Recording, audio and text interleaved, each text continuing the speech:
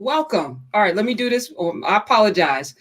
That was on me. I'm trying to cut down everything. Good morning. Welcome, everyone. We're going to take 2 minutes. We're going to take 2 minutes at the start of this. I'm going to start this over. Let me welcome everyone to In Class episode number 66. Let me say good morning, good afternoon, good evening, all around the world. And welcome, Dr. Carr. Thank you. I love you. Let's play this. Welcome, Professor Hunter. Yes, let's hear that music.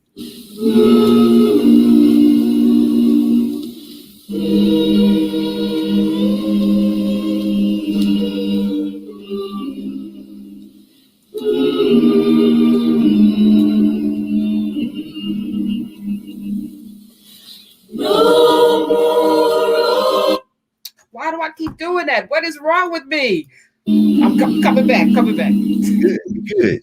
No more ocean blood for me.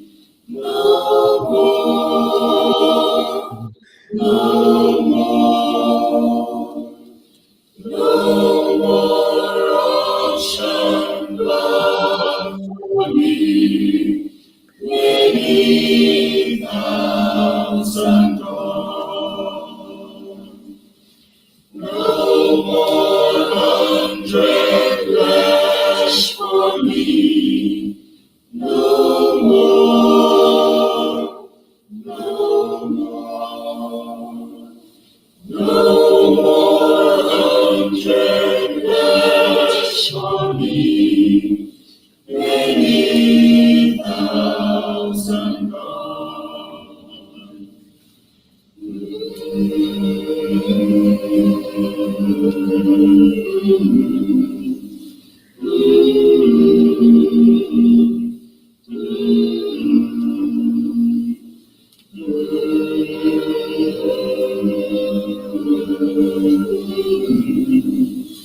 Many thousand gone.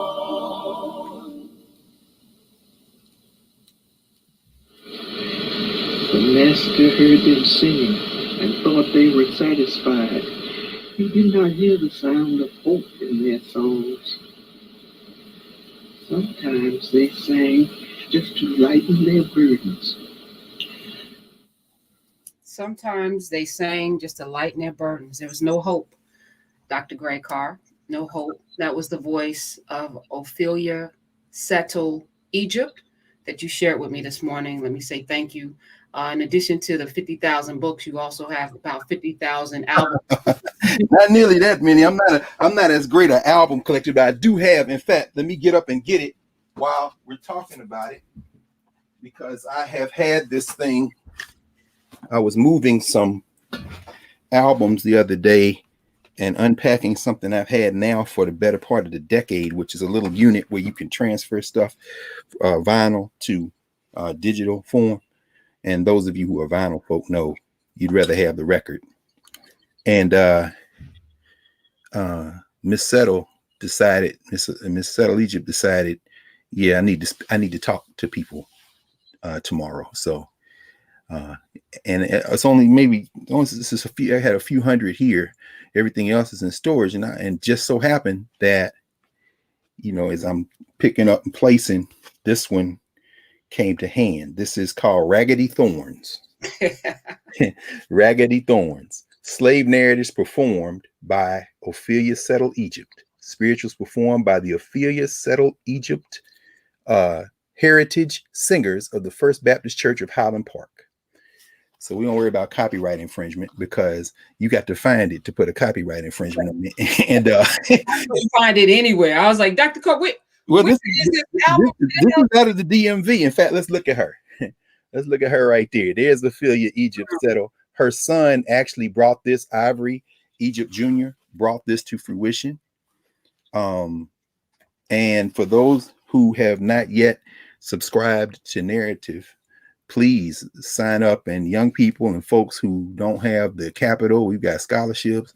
Please do that, because we talked extensively very early on last year as we started about the battle over memory. That's what we're talking about today. One of the things.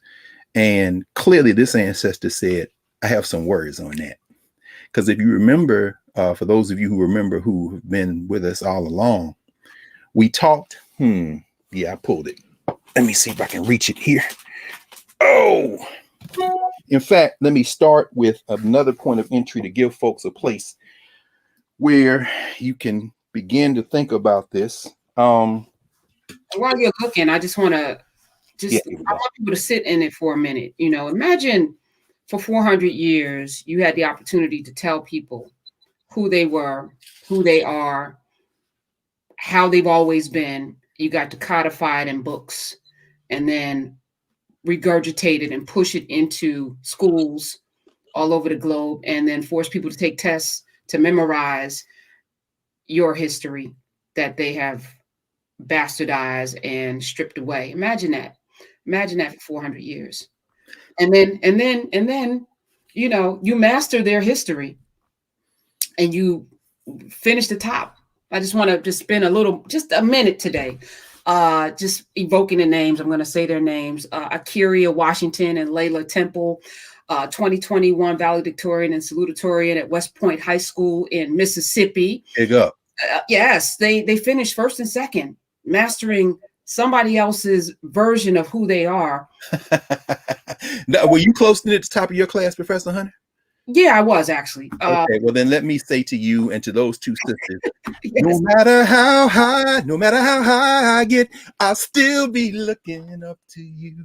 That's what I would have been singing in high school from the back row as a C student, looking up at y'all feet, saying, "Go ahead."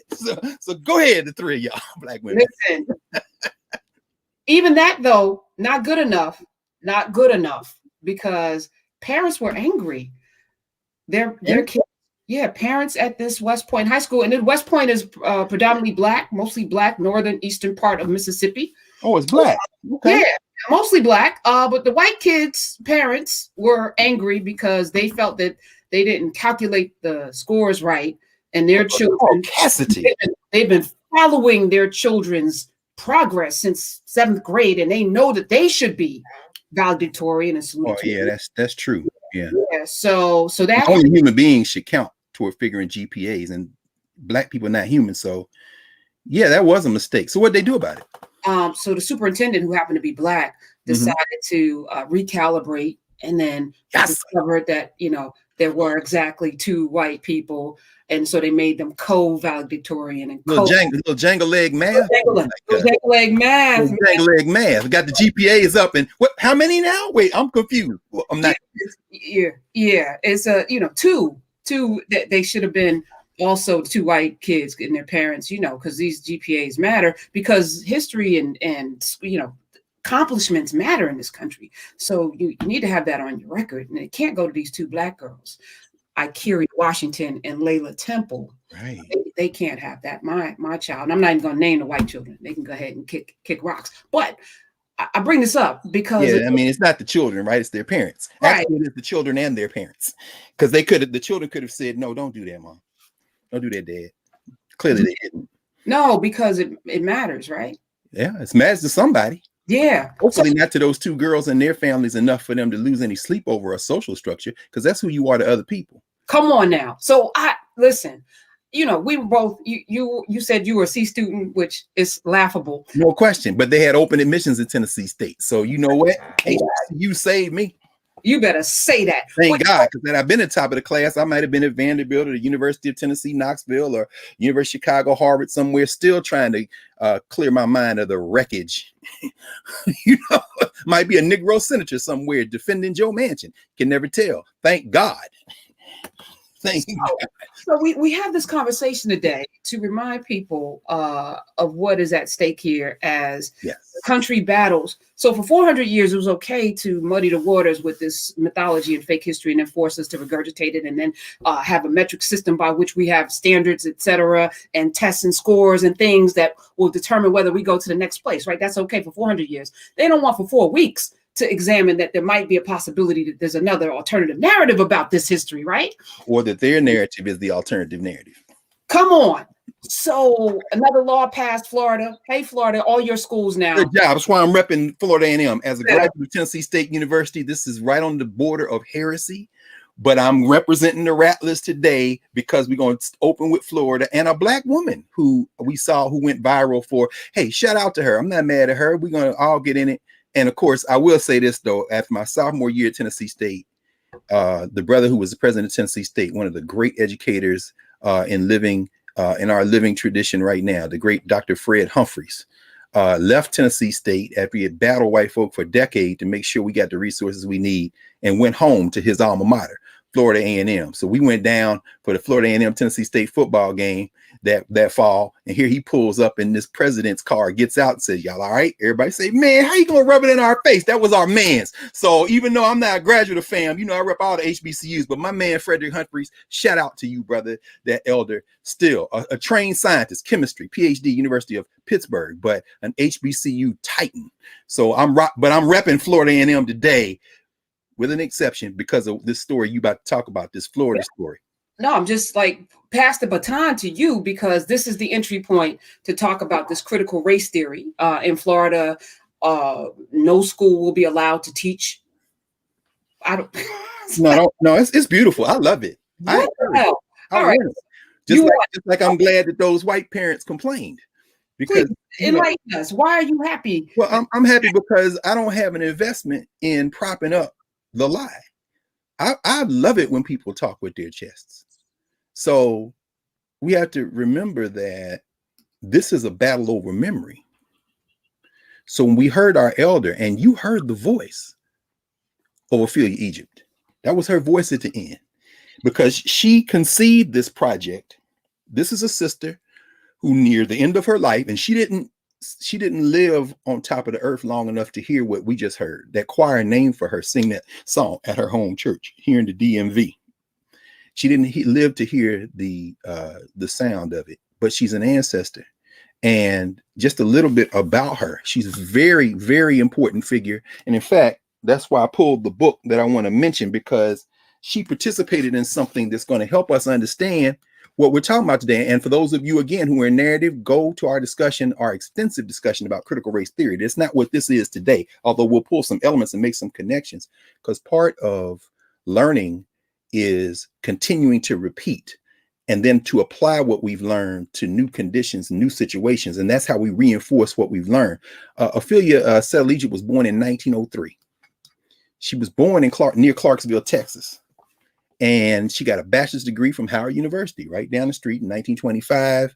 Got her master's in sociology from University of Pennsylvania in 1928. 1944, she got a master's from New York School of Social Work. She was a trained social worker. And in fact, she had gone on to complete much of the work toward a PhD at Penn School of Social Work, but she didn't continue. She helped expose the Tuskegee experiment, but she didn't help expose it in 1970s or 60s. Remember, she's born in 1903. She helped expose it while it was going on, at least spread the alarm. She worked with Charles Johnson, and that's where we're coming into this. This is a book by Catherine Stewart called Long Past Slavery. I've mentioned it before, but I want to mention it today. This is a book Professor Stewart has written to, she's at Cornell College. She was at Cornell College when she published this. This was 2016. She wrote this book. In fact, I'll just read from the back. From 1936 to 1939, the New Deal's Federal Writers Project collected life stories from more than 2,300 former African-American slaves. These narratives are now widely used as a source to understand the lived experiences of those who made the transition from slavery to freedom. But in this examination of the project and its legacy, Catherine Stewart shows that it was the product of competing visions of the past, as ex-slaves' memories of bondage, emancipation, and life as freed people were used to craft arguments for and against full inclusion of African Americans in society. Now, when you read this book, you see there's an intellectual war going on when it comes to Black memory. There's always been one, but now you're talking about the 1930s, and you're talking about people talk about Franklin Roosevelt. Is Joe Biden Franklin Roosevelt again? Not if he can't get the vote. Shout out to Joe Manchin. You blow dried. Anyway, fake coal miner. Anyway, I won't get into that. But Roosevelt's New Deal policies still had segregation in them. You know, read Ira Cass Nelson's book, When Affirmative Action Was White, or Fear Itself, his volume that he wrote after that.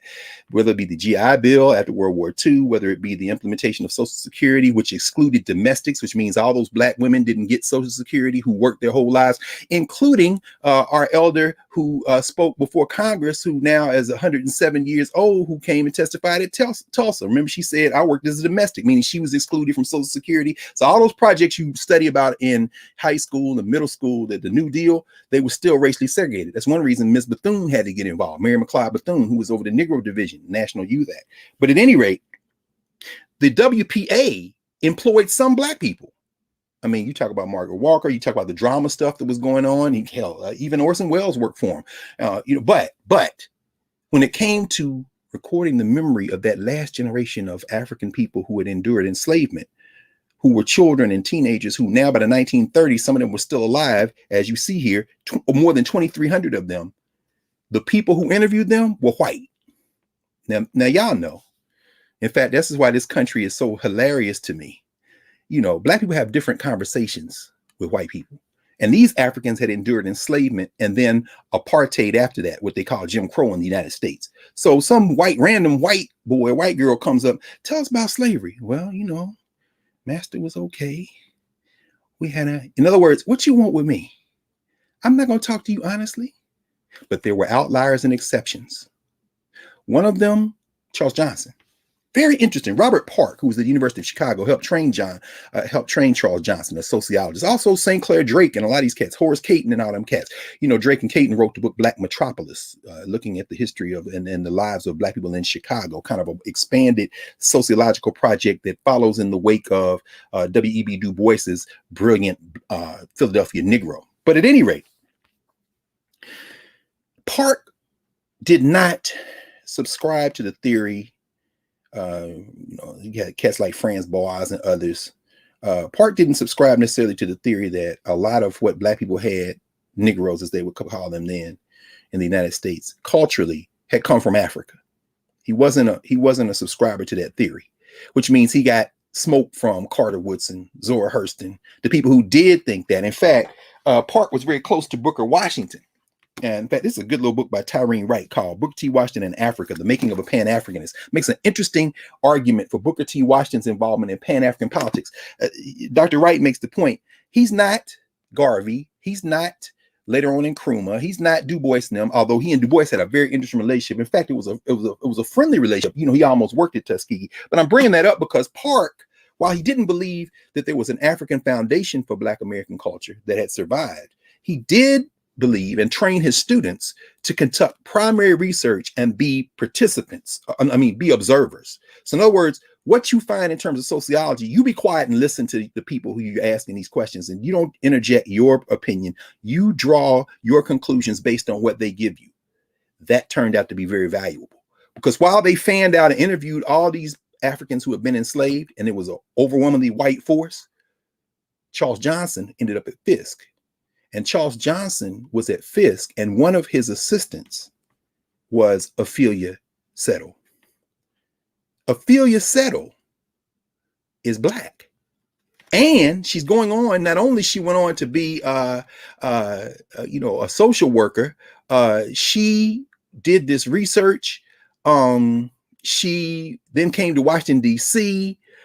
She was on the faculty at Howard University for a number of years. In fact, in 1956, Planned Parenthood hired her to bring family planning into her community. And she did that, the first Planned Parenthood clinic. And, you know, as we wait for Roe versus Wade to be overturned by the handmaid and the rest of her friends on the Supreme Court, is named for Ophelia Egypt Settle. She was the director, in fact, for the first privately run family planning clinic in Southeast DC. Very important sister. But this is what I'm about to tell you now happened before all of that in her distinguished career. Ophelia Settle Egypt. She and Charles Johnson working on this project with other folk, but it was Ophelia Settle who interviewed those Africans, and they published, this is a rare document, In fact, both of the editions are rare. The one we showed, if you go to narrative, the little thin volume, Unwritten History of Slavery, that's the volume of the interviews, but this is the original. This is the Social Science Source Documents, Volume 1, The Unwritten History of Slavery, Autobiographical Accounts of Negro Ex-Slaves, Social Science Institute, Fisk University, 1945. You see how thick that is? This is Ophelia Settled Egypt, talking to Africans. And we talked about that, so y'all can go to narrative for that extensive conversation in the bibliography that goes with it. But you can't go to narrative for this. Professor Hunter, let me get this phone here. So people are saying, damn, that was her voice? Oh, go back and play it again. It's all right. This was what she did in this album. This is how she conceived the album she didn't live to hear. She says, after retirement, Miss Egypt devoted her time to serving her community. She worked with children in schools, in libraries, wrote books for children. She wrote a book on James Weldon Johnson, a little children's book, and I've got it around here somewhere, but I said, let me not look for that right now. Let me go right into this because, you know, we can add that on the narrative side, and we've mentioned it. So, of course, the wizards, you know, over there on the narrative side, those of you in narrative know what I'm talking about. Led by the great Uraeus will put there for you. In 1929, while she was a research instructor at Fisk, Miss Egypt felt the stirrings of an idea that wouldn't go away. She kept running across old people who wanted to talk about life before the Civil War, See, when you read the scholarship, because what happens is those WPA narratives become the source for books that academics are writing now, and they love to say things like undiscovered, previously unknown. Y'all stop talking from the social structure, or I'm sorry, no, continue to talk from the social structure. And as you talk, this is previously unknown. And as you look at it, and then we go and find what our people said, because some of them same old people said, oh, I'll talk to you. Come here, girl. And she said it started when she was a little girl. But anyway, we'll get to that in a second. She know what she said? She said when after she had retired, she's working in school, she's writing children's books. She knew James Weldon Johnson. Remember, James Weldon Johnson was on the faculty at Fisk. In 1983, Miss Egypt conceived the idea of combining excerpts from the interviews with songs sung during slavery because she believed the songs and interviews would help reinforce each other and give more depth and understanding to the slaves' experiences. Now, Robert Park may not have believed that Africa survived, but the way he trained his students, including Charles Johnson, and then who passed that along to Ophelia Settled Egypt, is you listen to the people. And guess where Africa survived? It didn't survive in the Negroes who are looking every way to scrub the blackness out of their voice. It survived in the people who clean up John Harvard's Plantation University, who clean up at Brown, who work and cut the grass at the University of South Carolina and Stanford. In other words, it survived in the vast majority of African people, and Miss Settle had a direct pipeline to them. But I've said enough. Let's let her tell us how it worked. The next voice you will hear, just for a minute, is Ophelia Settled Egypt talking about, for 2.5 minutes, I hope we can hear this, how she conceived this project. This is the first track on the album. Then you hear Many Thousands Gone. Most of you children know something about slavery, but have you ever thought about what it would be like for a child to be a slave?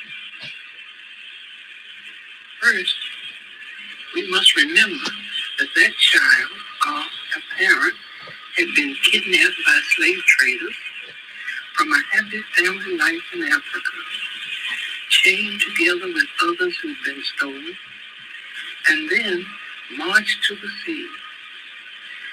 There they were packed like sardines in the bottom of the ship for a long journey to a strange land. Some committed suicide by jumping into the sea. Many others died. Those who survived were sold to the highest bidder to be slaves for the rest of their lives. They became the property of their owners, called master or mistress. They had to work long hours without pay. They could be sold like cattle, children from parents, fathers from mothers, wives from husbands, and they might never see each other again.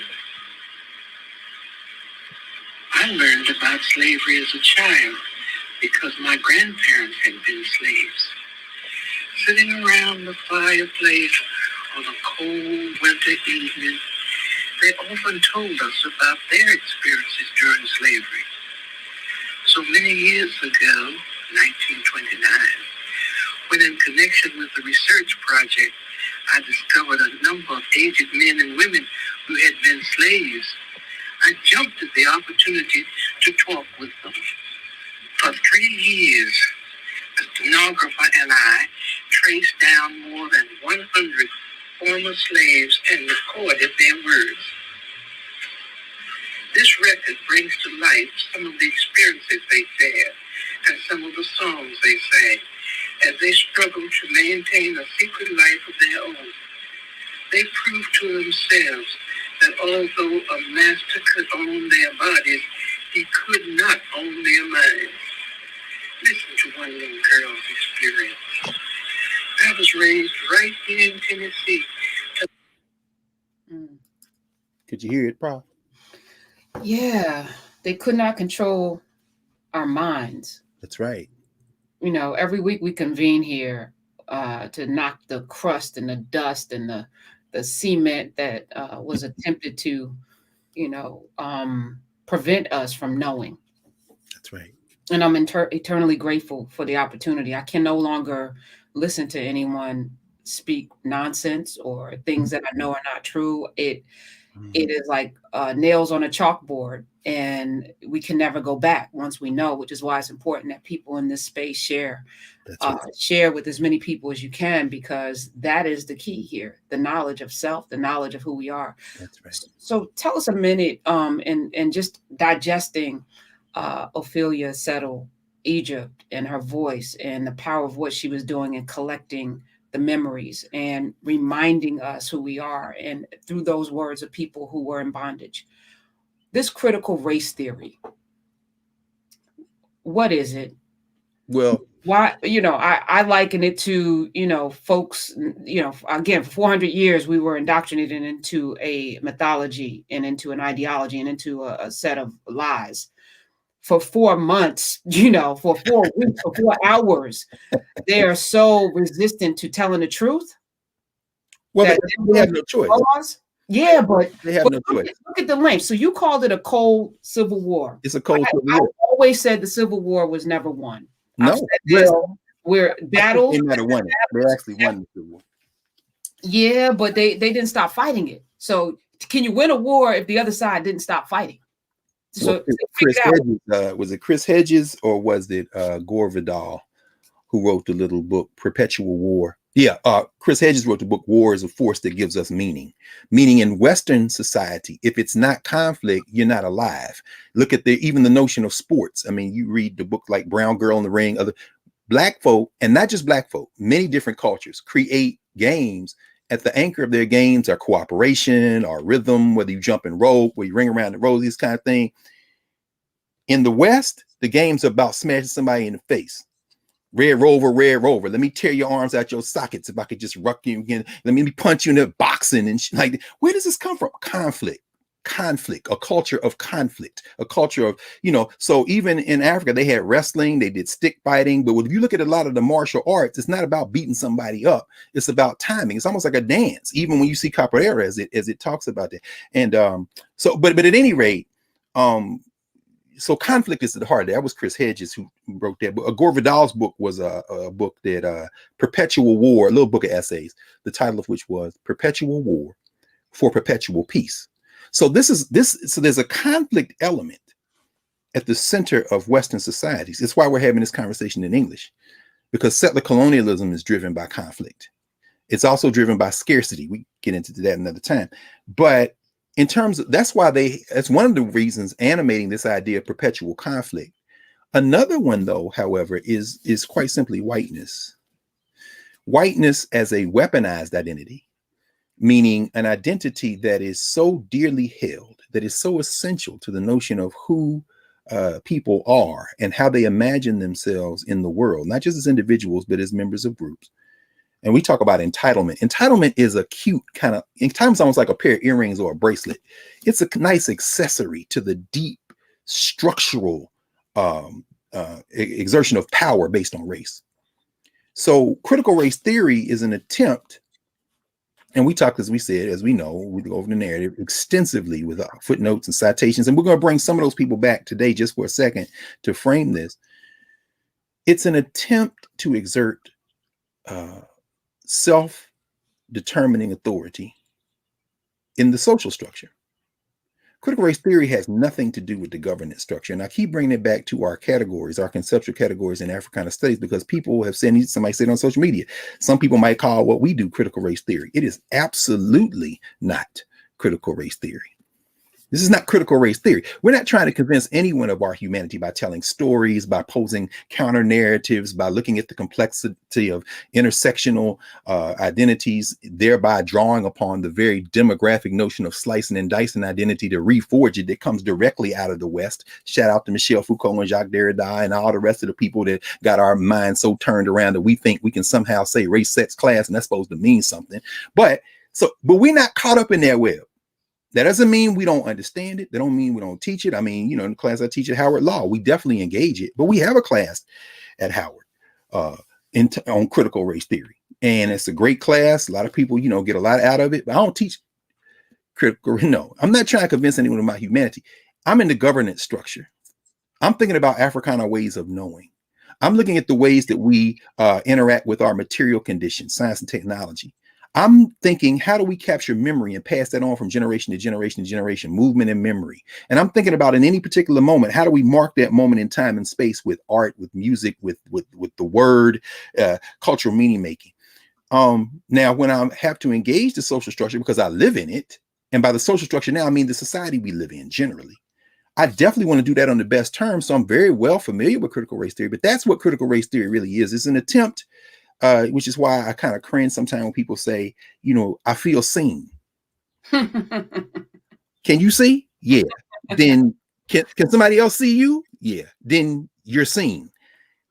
Why don't you feel seen? Oh, you're trying to convince somebody you're a human being, which is why, the Zulu, one of the greetings they have, my dear friend and brother, the great sage, the great elder, the great Jegna, Jeremiah Wright, often uses this, Reverend Dr. Wright uses this example when he talks about that greeting in Zulu that translates into, I see you.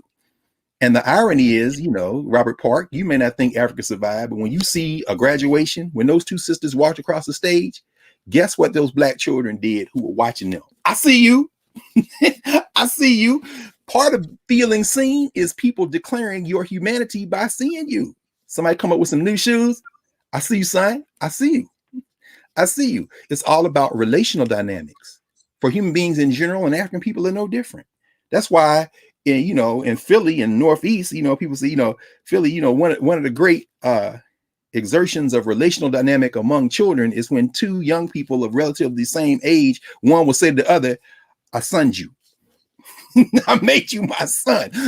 What does that mean? That means that I have reduced your rank. Now you're still human. In fact, we have an intimate relationship. You're my son on this issue. Meaning what? You are my apprentice. You are my blood relation, which means I love you, but I'm the authority. I mean, it's all about relational dynamic. But critical race theory is an attempt to exert a self that is seen.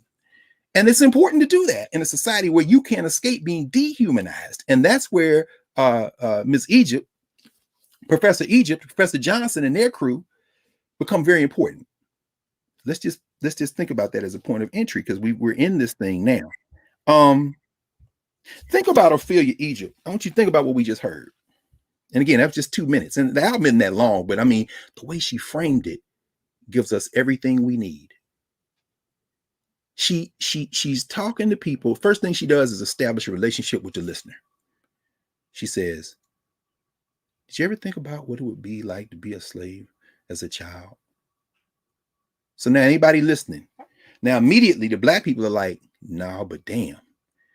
And white people are like, no, but I can't really get my head around. Right. Because the whole society doesn't make that a point of entry for you. It's inconceivable. Then she says, I jumped at the chance because I started learning as a child. My grandparents would say, whoa, now people are reflecting on the elders in their family. She's easing you into it. All those people who did those WPA interviews, they ain't got no Black grandparents or great-grandparents or great-great-grandparents who were in enslavement. So they're asking questions that are about them. When you read the WPA narratives, read the George Rawlick's multi-volume American Slave, which is transcripts. You go to the Library of Congress, you can go digitally and read them. You can read them if you're reading them with a governance structure lens and a ways of knowing lens, the complexity of Black life and its great diversity within Blackness.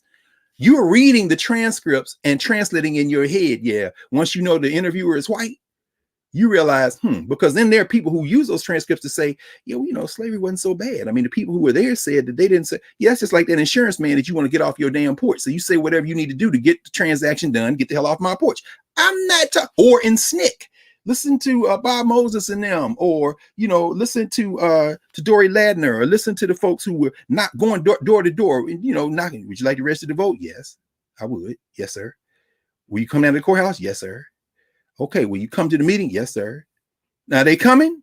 Who knows? But what they trying to do is get you off the porch before the person who owns his land see these kids with these overalls coming. But slowly they had to win their way, which is why Bob Moses opens his book, Radical Equations. We had our freedom school students read it one time, and then Dave Dennis came and talked to them. His man, Dave Dennis, who was the co-author. And then a couple of years later, Bob himself came to talk to our freedom school students, because he's helping them understand. He said, you don't come into a community as a community organizer with, we're gonna organize y'all, but first thing you might do is just stand on the corner there and watch these children play, and they bouncing the ball. Then at some point the ball rolls over to you, you throw the ball back and watch again. Then when the ball roll over there next to the porch where their parents are, you walk with them to the porch, and that's how you meet the parent. You don't come in guns blazing, we need to organize, sign this clipboard. No, you got to have a point of entry.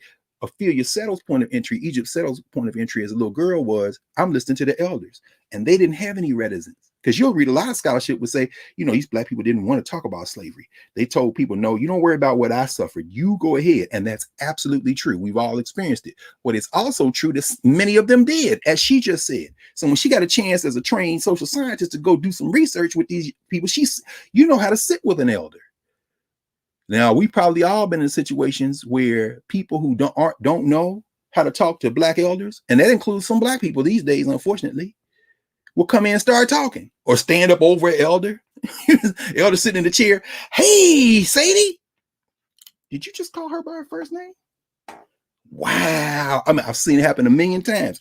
And depending on who it is, I don't correct them. Why? Because you came in there with a motive. This wasn't just ignorance. This was arrogance. So we're going to tie that to critical race theory in a second. So, but listen again to just in those 2 minutes. Those of you who had to replay it. She says, they were taken from their homes. Don't forget, they were taken from their homes where they were happy. Now, what she has done, and I'm going to draw now on my old background as in drama. Some of the earliest dramas in human history, in human memory, you got the Asar drama, the so-called Asarian drama. I say so-called because they wouldn't have used the word drama. What you might call the Isis and Osiris drama, which comes out of classical Africa, ancient Egypt, the Nile Valley. And if y'all remember the story, you've got the formation of everything, of reality, of the expression of what we can observe in reality. Reality has always been here. And then you have these pairs. Well, there's more than that, but I'm just going to shrink it down to 2 sets of husbands and wives, brothers and sisters, sisters and brothers, wives and husbands. Isis and Osiris, the Greek names, Asar and Aset, and their brother and sister, who are also brother and sister and husband and wife. All the expressions of relationship are there. Nephthys or Nebet and Setek or Set. So I'll use the Greek names right quick. Isis and Osiris, husband and wife, and Set and Nephthys, husband and wife. The 2 brothers fight because Osar or Osiris is the Lord of the Westerners. Why? Because his brother kills him. And then he goes into the West. Storage into the Cain and Abel story for another day. I think we talked about that in one of the Christianity conversations we had last year. The 2 sisters and I don't even say the word conspire. They get together with the other forces, Jehudi and everything else, to figure out a way for Aset, Isis, to become pregnant, which she does, unbeknownst to Setek, because what Setek and Asar, what Osiris and Set are fighting over is who is going to be in charge of governing the society. And I'm doing this because it's the Nile River, the Nile Valley. So with Osar out of the way, Setek is the ruler of everything on top of the earth. So now, but his brother now is with the ancestors. So that's why they call him Kim Ware, the great black. Osiris is the one who's over the Westerners. Anytime you pass a cemetery, see them little model obelisks that we call headstones. Understand, we call them the Westerners. They have gone to the West. The Lord of the Westerners is Osiris. He over there, and he ain't coming back. But you got to get pregnant. So what you gonna do? They figure out a way to spiritually impregnate her. Go to Abydos. Remember I told you about Abydos last week? You see the whole thing on the wall. You know, that's the temple Seti the first and Ramses the second put together. It's just a brilliant thing, because on one piece you see him on his back masturbating, and the seed is going to be used, but over him, on one side is his wife, Isis. At his feet is his son, Heru, because that's the one that's going to cut. I mean, it's frozen in stone. You ain't got no television. You can't tell the story sequentially. So the thing chiseled into this white limestone is the story. And then another montage looks the exact same, except in this case, you see a little bird hovering over the region, his nether region, his penis region. The bird's going to spiritually impregnate her with the child. This is the origin of what they call the Immaculate Conception. See, people confuse immaculate conception and virgin birth. Those two different things. Now, what's this got to do with critical race theory? And maybe the stork. Right. Stork. Oh, no. Ooh. You know what's interesting? In the stork family is the Ibis family. We see the flamingos in Florida. But when you go to the Nile Valley, you see their grandparents, those white birds that stand up in the Nile. That is the bird that the Egyptians, observing how that bird did things, hunted in the water to get fish to eat, put its beak down in the water, and then turned around and figured out on an angle how to give itself an enema to keep itself regular. They used that bird as one of their symbols of intelligence. The other major one was the baboon. They observed the baboons. But that symbol of the ibis, when you put it on the head of a human, that became the symbol of, I'm gonna go to my desk for a minute. Because I keep many of them around here. Oh my goodness. I'll show you one. I picked this. The reason I'm picking this one up is because it's small. I got a big one in the other room. You just happen to have that? Oh no, yeah, no question. Because I mean, it's a symbol next to my look button. I didn't know I was gonna say store. Yeah, next to my baby, I got a big one of these over there. This is the scribe. You know, you got to have the writer with you all the time. And I got a big one over there on that other desk, but that's a whole nother story. This is yeah, that's Jehudi. See the beak? Jehudi got the sun disk on his head. I picked this one up actually of all places in Paris at the Louvre, because they have a lot of our stuff they stole. So they sell these to the children. So after I'd gone through their criminal enterprise, looking at everything they'd stolen, because that's what museum means. It translates as the stuff we stole. But at any rate, I went to the pause on that for just 1 second, because we go to museums and I've never connected all of the stuff that we see is things that were stolen from our continent. No question. And fed back to us. No question.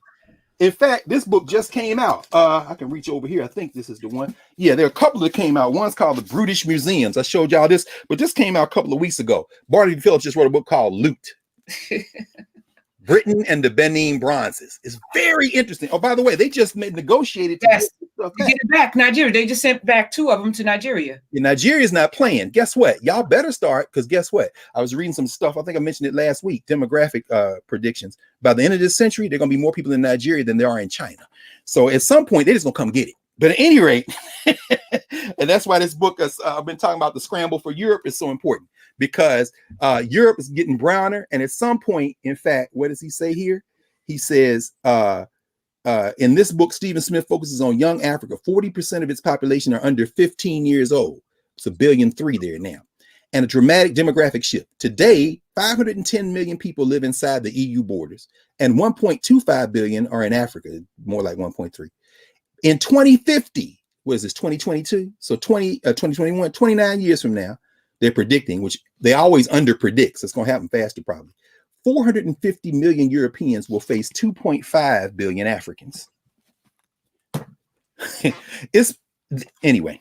So yeah, at some point we getting our stuff, and say less, Dr. Carr. Say less. Say less. Yeah, because it ain't gonna be like Michael B. Jordan and Black Panther, although that was great, and it threw Marvel for a loop when Black people started cheering for Killmonger, because y'all still don't know who we are, which is going to tie the critical race theory in a sense. I'm gonna tie all this together. So anyway, that's Jehudi. Jehudi helped a set carry the baby by hiding her from Set, but he had to hide her in time. So he's playing a game with Set. I'll resist going to get the other because I got all the little statues over there. Because I mean, they all came from the Louvre and they were cheap, and I'm saying, yeah, I'm taking this back. But at any rate, the story of how he plays this game with Set, and every time Jehudi wins, he steals a little bit of time. That's how the Egyptians told the story, how they came up with their calendar. So all these are allegories for, because they didn't believe these people were alive. I mean, they weren't, or people. They were using this as allegory. But anyway, I set out to say this. That is Act 2. This one I'm going with Ophelia Settled Egypt. Is again, I'm going to go to the drama. We call it the Assyrian drama because Act 1, if we did it in like 3 acts, Act 1 would be origins of creation. The 4 of them are getting together. Well, they're looking at the world, and then near the end of Act 1, Set start acting real crazy, right? Real new. Then he starts a beef. Then he kills his brother. Then Act 2. Act 2 is them figuring out a Set, Nebet, Jehudi, the Greeks call him Toth, and then split him up because the Greeks call him Toth, and then the Romans get a hold of him, turn him into a human being, stick some feathers on the side of a helmet, and call him Mercury. Y'all think about that when y'all watching Justice League with the Flash, because the original Flash was based on Mercury, who's Roman, and the Roman god is based on the Greek god, which goes back to the Egyptian. That's Jehudi. The FTD florist, that's Jehudi. But at any rate, you know, they always diminishing something, which is cool. Everybody get to do what they do. It's just not as rich. But at any rate, Act 2 would be them figuring out how to get this boy into existence. She gives birth, and so near the end of Act 2, he's born. Act 3 is the battle of Horus and Set. Because now the son is here, I got to avenge my father. So he fights his uncle. He doesn't kill his uncle. Why? It's his uncle. See, this is the difference between conflict in many Africana cultures and conflict in Europe. A war in Europe, let's kill everybody and then we'll sort it out at the end. War in Africa, even Chinua Achebe, and things fall apart. A great war, we lost 12 people. Why? Everybody don't fight everybody. Get your best fighters, we get our best fighters, and we settle it out there. I mean, now that doesn't stay that way. Certainly by the time enslavement encroaches, and you see certainly the Muslim slave trade, the trade in Africans from the Muslims, you see raids, you see by the time you get to the 19th century, the 18th, 19th century, you start seeing the wars, the houses, the Fulanis, you see certainly the Yoruba expansion. All that stuff now isn't the same as it was even in Africa before. But anyway, let me get too far afield on that. Here we go. Act 1, the way things should be in the world. And then near the end of Act 1, the beef, the killing. Act 2, the struggle to restore, figure this out. Act 3, the battle. And what ends up at the end of the battle? He subdues his uncle. And so now he reunites the Nile Valley. The uncle has been subdued, but he still has some authority. And then at the end of Act 3, after that final confrontation, you have the denouement. You have the denouement, as they would say in French, or they say in European drama. You have basically the after story, the epilogue. Now, why do I go through that? What does it got to do with Ophelia Settled Egypt, and how does it have all tied to critical race theory? If you go to any school now, including all the HBCUs who teach drama, they probably won't start with the Assyrian. They're going to come fast forward thousands of years to the Greeks. And they're going to attribute what I just told y'all, that so-called 3-act structure, to Aristotle. They probably mention poetics and some stuff like that. And they say Act 1 is the exposition. It's the world the story is in. It shows you all the, okay, what does Ophelia Settled Egypt do? These people were taken from their families, from their husbands and wives, their children. She articulates in a sentence the governance structure. That's Act 1. That is all of human history up until yesterday. And near the end of Act 1, some boats show up. Act 2. Act 2 in drama, if you go to school for this, high school, whatever, they're going to call that like rising action, ending in the crisis. So that would be everything that's happened to us over those last 400 plus years. The Western Hemisphere experience, the global North, which is some people call Western civilization, settler colonialism, and the process of resistance. The process of resistance. So we're rising. In the United States, I have a dream. And then the Black Arts movement, it gets black. Say it loud. I'm black and I'm proud. We're rising. And now we are in Act 3. Act 3, usually, whether it's August Wilson, Shakespeare, like 5-act plays, but that's a whole nother story because the rhythm is the same. And remember now, these acts aren't of equal time. Act 1 in Ophelia, the way Ophelia settled Egypt, articulated that would be all of time until yesterday. These last 400 years, it's not a lot of time. Act 2 and 3 going to take place now. Act 3, this is where this critical race theory comes in. The drama teachers who would anchor this would say Act 3 is where you have the leading up to the climatic confrontation. So in the Asarian drama, it's the battle of Horus and Set.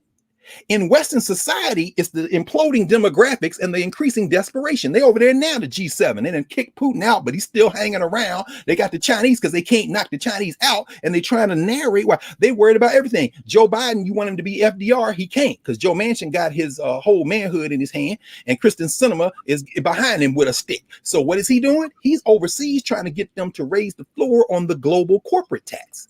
The Ireland, I don't get a little shaky. Germany is kind of say they'll go along. Why? Because I can't get this tax revenue at home. But this is because the United States isn't a country that exists outside of the global north. They forming like Voltron because they family. Critical race theory is an attempt to talk to the United States as if the United States exists in a vacuum. The best critical race theory acknowledges and in fact articulates that it doesn't, and it scares the hell out of the enemies of critical race theory because the enemies of critical race theory have an identity that is absolutely only anchored here. I don't know why he's over talking to Boris Johnson. Damn it, over there with Angela Merkel. Look at it, and then Macron. Look at him. He feet French man. That's the hillbillies and the hillbilly mentality. But unfortunately, some of the people believe that that's true. But those people in Congress, like young Josh Hawley and Tom Land, the No Chin Gilligan Cotton, Senator Gilligan from Arkansas, they all know that's cosplay. They all know that the global north is in bed together. They all know that there are no boundaries when it comes to capital. Just like COVID didn't know any boundaries in terms of the virus, don't know who it's attacking.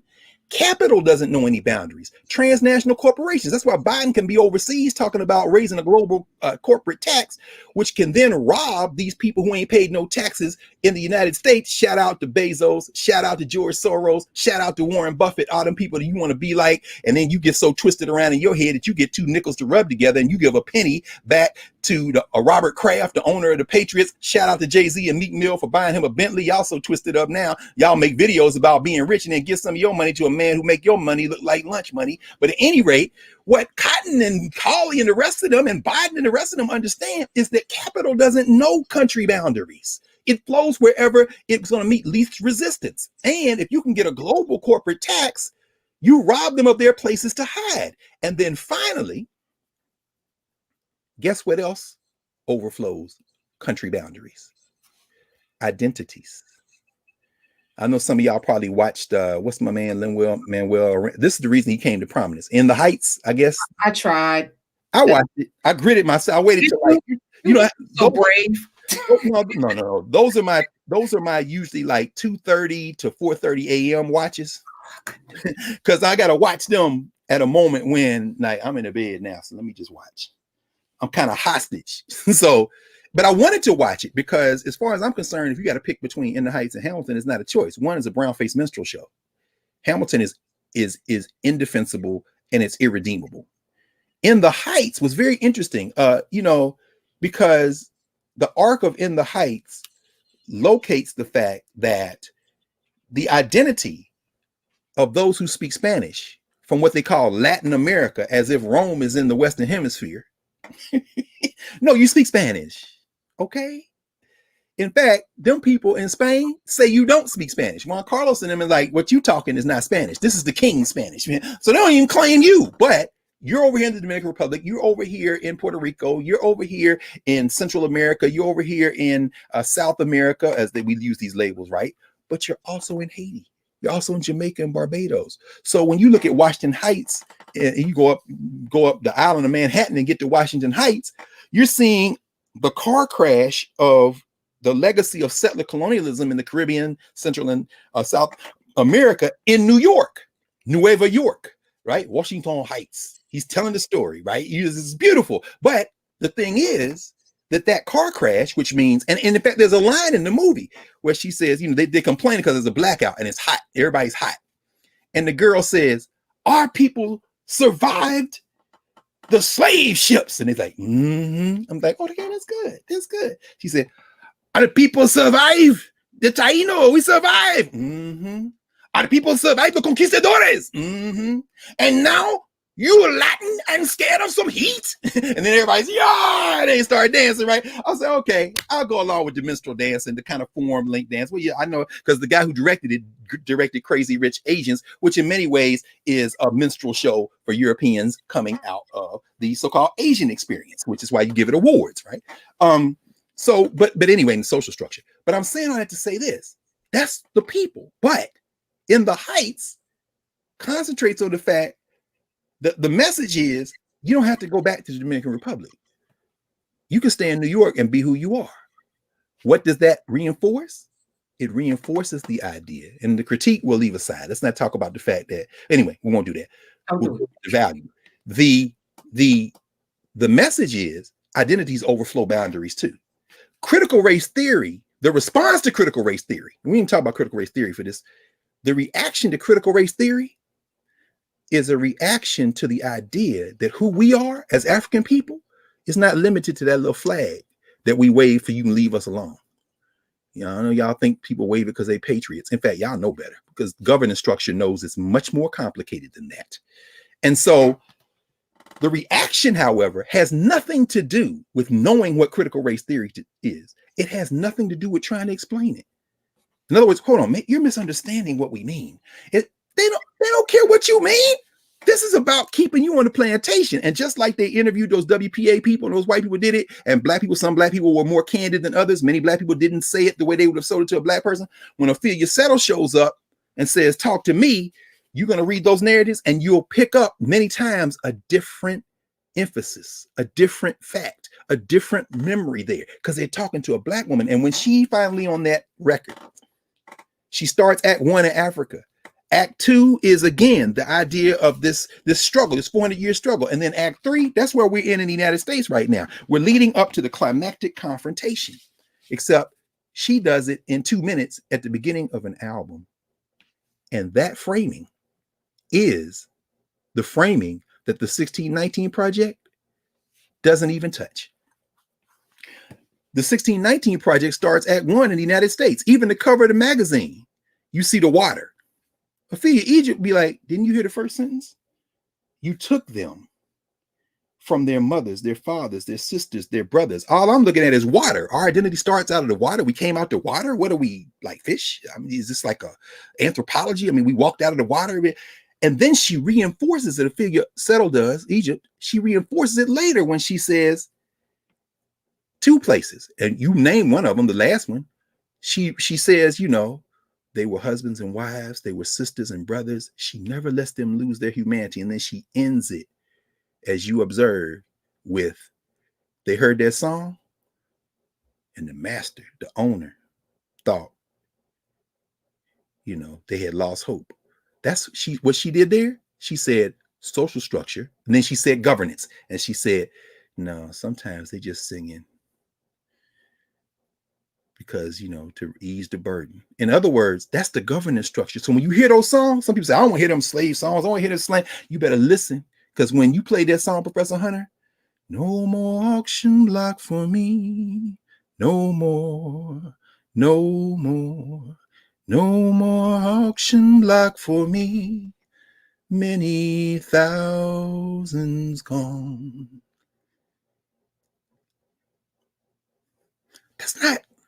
That's a recognition. You beat the shit out of me, but you didn't touch me. You put your children up to be the co-valedictorian and the co-salutatorian. You didn't touch me. Because when we leave here and I'll do electric slide in the backyard in Mississippi and all the folk come over, we gonna make these children, you know what the children gonna do? No, let me not even speculate. Let me tell you what happened to me. Okay? Myself, Dr. Mario Beatty, Dr. Belethea Watkins defended our dissertations at the same time at Temple University. We had our dissertation defenses. Our whole committees were there. For me, Jacob Carruthers, Marimba Ani, Nate Norman, Ella Forbes, Theophilo Benga. and for Dr. Beatty and Dr. Watkins, combinations of those groups were all there. There were the auditorium we defended in. Usually when you have dissertation defense, your family might come, your dissertation committee will be there, maybe some other faculty member, a couple of your friends, classmates. So it might be, you know, at most maybe 20 people, maybe, you know, if it's a big one, maybe like 30 people. It's over 300 people at our dissertation defenses because we're part of a community. In fact, so many people came that the provost at Temple University took the afternoon off to come over. I looked up because I went last. I looked up when I'm getting ready to go up there and do my press. What, the provost is here. This white man ain't never seen nothing like that. And as I reminded everybody that day, I said, look, my brother-in-law at the time, my sister was living in Pittsburgh. My brother-in-law was playing for the Steelers. He brought his best buddy from the Steelers over to come, Cordell Stewart. Remember Cordell? He's quarterback for. In fact, Dr. Carruthers was like, yeah, I'm gonna give you this dissertation, but I'm trying to get tickets to the Steelers game. I mean, some people know him as Portia's first husband. Yes, some people do, which means they got no memory. In fact, you know, my mama don't even follow football like that. But when Pittsburgh did to Cordell Stewart what they did to a man who was near and dear to my heart, who I knew not well, but knew very well enough, whose father was my brother-in-law Randy Fuller's godfather, the great Joe Gillum, one of the great football minds of all time. Joe Gillum's son, Joe Gillum Jr., was the quarterback for the Pittsburgh Steelers. What am I telling you? You know this. You've written about this, I'm sure. You know, I knew Joe Gillum, of course, senior and junior. But of course, Pittsburgh ruined Joe Gillum Jr. because they had an old weak-arm quarterback out of Louisiana named Terry Bradshaw. They wanted to be the man. Cordell Stewart, if Cordell throw interception or at one time they showed something on TV. My mom was watching the game and they showed a doll of Cordell Stewart, and one of them hillbillies had a noose around his neck. My mom was like, oh my God. In other words, don't get it twisted. You know what I'm saying? We love you until, you know, ask Kyrie and them about that. But at any rate, I still have to say there were all of the dissertation defense. At the end of the defense, the committee deliberates. The committee deliberates. Usually everybody has to leave and then they come back in and tell you whether you pass or not. It was so many people there, the committee had to leave because everybody couldn't leave. While they deliberate, they came back and said, okay, y'all pass. Everybody cheered. Then it got real quiet. In Zingarata Bisha Heru, then the president of the Association for the Study of Classical African Civilizations had flown from Los Angeles. And she was accompanied by Dr. Annette Blake, Yasantiwa Blake, who was a principal at the time, one of the schools out here in Maryland. My dear, these are like my co-mothers. I've been riding with them for, and they brought all the ASCAC people. They came bearing 3 certificates. And Zinga stood up and said, I'm glad y'all got y'all's PhDs. It's good to see all y'all here, all the administrators, all the friends and family, the community. Now this is community business. And you will get your certificate saying PhD. You'll frame it, put it in your wall. But on behalf of the children of ASCAC, there were 2 sisters, Jamie and Debbie Thomas. They were children at the time out of Los Angeles, Billy and James Thomas, their parents, good ASCAC folk. In fact, this is how long ago that was. That was 1998. One of the Thomas sisters, Debbie, is a neurosurgeon. And the other, Jamie, is on the faculty. She was at Swarthmore, linguist and anthropology. That's how long ago that's been, right? We went to Kemet together the first time, 1996. I was teaching them glyphs, in fact, in the Nile Valley. But at any rate, those children had made up certificates saying, congratulations, you are now PhD. So while the university, okay, y'all passed. Yeah. They had come with the real certification. And they granted us these community recognition degrees, and everybody cheered. And then after I told the provost, I said, see, that's how Black people do it. That's what we call the governance structure. So in Mississippi, while they covering this around the world and y'all sitting at the high school graduation and you got rocks in your jaws a little bit, as you should, because they don't put these white people up next to you, that's all right. Now at the church or the community center or the backyard, Mississippi, y'all know, y'all on notice, make up some certificates. Let them girls know who values, because this ain't no Pulitzer. You know what I'm saying? You giving a Pulitzer recognition to a child who's trying to videotape this because she can't go over there and blow the cop's brains out. So all she can do is this. You know, Pulitzer ain't giving no award to recognize her. Pulitzer's giving an award to remain relevant to itself. You know what? Yeah. Okay. Why don't you keep your award and stop killing Black people? Why don't you do that? You know what I'm saying? Pulitzer. Anyway, but the point is this now. So when you see the reaction to critical race theory, it's an attempt to dial us back because everything's changing. and whiteness is no longer in control. We're in Act 3 now. We're coming to the final confrontation. And now let's talk about, well, let me mention one other thing. I thought I had one over here. I guess I don't. I thought I had picked it up. You know how I am. I'll look around for it and find it, as I just did. This is an interesting book. Colin Woodward wrote a book called Union, The Struggle to Forge the Story of United States Nationhood. Y'all remember that. I'm gonna come back to that in a second and put it right there where I can see it. Because we're in Act 3 now. We're in Act 3. And Act 3 is the Cold Civil War. And I call it the Cold Civil War because Act 1 in this formation was settler colonialism. In other words, no, pause. The beginning of Act 1, maybe Act 1, Scene 1, if you want to think about it that way. Remember, we're going to do a 3-act play called The Rise and Fall of the West. Okay. You know, so it's very simple. Let's keep it the structure. That's why I laid out the structure, right? Act 1, for a feel you settle, we were in Africa. That's the beginning of humanity to yesterday. Act 1 in this Rise and Fall of the West is when they getting together the logics of white nationalism. None of the logics of white nationalism have their origin in the Western Hemisphere, the global North. They have their origin in Western Eurasia, what we call Europe. After centuries of the Africans and the Arabs, the Muslims being in the Iberian Peninsula, they finally push them out. They've weaponized Christianity against the Muslims. Whether it be England, whether it be Germany, whether they're coming up with an idea that haunts us to this day. It's not a good or bad idea because everybody has their own culture, but it's an idea that has been used for some terrible purposes in quote unquote modern history. Even the concept of modern history, medieval history, ancient history, all of them trace back to this period around the maybe usefully, let's say 11th, 12th centuries, 13th century. That's where you see the origins of the legal system, the emergence of what becomes the corporation in terms of this notion of how you conduct commerce, the origins of the university system in terms of what we think about in terms of education, and the origins of what we might call constitutional democracy, whole separation. So around the beginning of the 13th century, you're talking about Magna Carta, right? I mean, so diminishing the powers of the monarch by saying your powers are not absolute, which leads to habeas corpus. I mean, if you snatch me up, you got to tell me why, all this kind of thing. And so if the world was an audience to this, the world would be clapping. The Chinese would be clapping. The Ghanaians, what we call the Ghanaians, the Nigerians would be clapping. Great, y'all catching up. Look, they got a system where the king can do everything.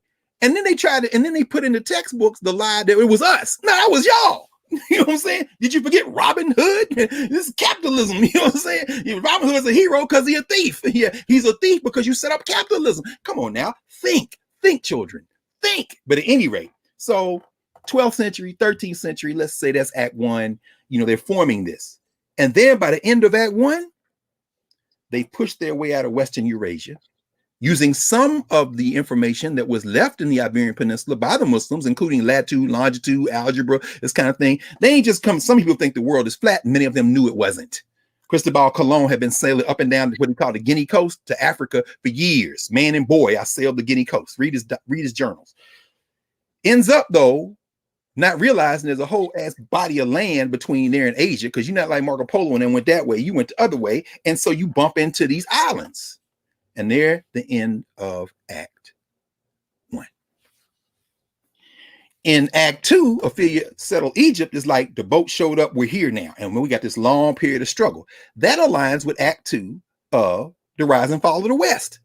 Settler colonialism, having developed the roots of what become whiteness over there, exported over here. Except the longer they stay here, what happens? Over there, you're French, not even French. You know, you're Gallic, and then here come the Franks and this kind of thing. In England, you're English, not even English. Why? Because you got the Irish, in other words, it's going to dissolve along geographical differences. But over here, you begin to form common identity. What's that common identity? No Ignatieff writes about it. So many people write about it. Whiteness. Whiteness means you can retain being Italian and Irish, but you also need something to gird you because you're now part of a settler invasion. And you're not the people who were here. In fact, you're going to demote them from being people. And in fact, you're going to define yourself as people and everybody else in a hierarchy of non-humanity, with the natives being there. And at the bottom of it are these poor human beings who you set upon who didn't realize what you were doing until it was too late, who are now beefing with each other from this, you done brought them into the hemisphere, into this mess, and you call them black. But black was not created first. White was created first. And you got to have an anti-white. The anti-white in this racial hierarchy becomes black. And that's where you see Colin Woodward writing a very interesting book. This is what Woodward says. Union tells a story of the struggle to create, by the way, let me shrink this down. Let me shrink it from the In the Heights global hemispheric identities that converge in Washington Heights. Let me shrink it down from all the African echoes that exist. Let's just shrink it to the continental United States. I see you, Greg Abbott, you shovel mouth white supremacists who can fail. The best you can do is put a pamphlet in somebody's house when somebody hand when they get a driver's license. We're coming to you. We coming to you, baby. We coming. Union, let's shrink it to the United States. Union tells the story of the struggle to create a narrative for the United States, one that could hold its rival regional cultures together and forge for the first time a genuine American nationhood. Its authors were a small group of committed individuals, historians, political leaders, and novelists. What he argues is very interesting. What he argues is he traces, what Abbott does is trace the lives of three people who were born in the early 19th century. And when you read it, it's interesting because he traces two white scholars and Frederick Douglass. The first, in fact, let me just read it so we can get it together. He says, hold on. This emerging nationalist story was immediately and powerfully contested by another set of intellectuals and firebrands. So the first person that he talks about, I'm trying to remember the guy's name. Joe, I'm sorry. Of course, duh. I'm sorry. Forgive me. Let me reset for a second because there's other things I'm trying to remember so I can bring it all together. George Bancroft. Those of you who study history, y'all know Bancroft's history of the United States. Bancroft's trajectory in the 19th century, I got to tell the story of an American nation. One doesn't exist. Remember, 13 of Britain's 17 North American colonies revolted and got away from them. What did they have in common? They were against George III and the British. Once they got out of it, well, we're together? No. We're not together except on common interests. And do you all know from then to this day, this is where federalism comes from. In fact, I'd read it for you. Yeah, here we go.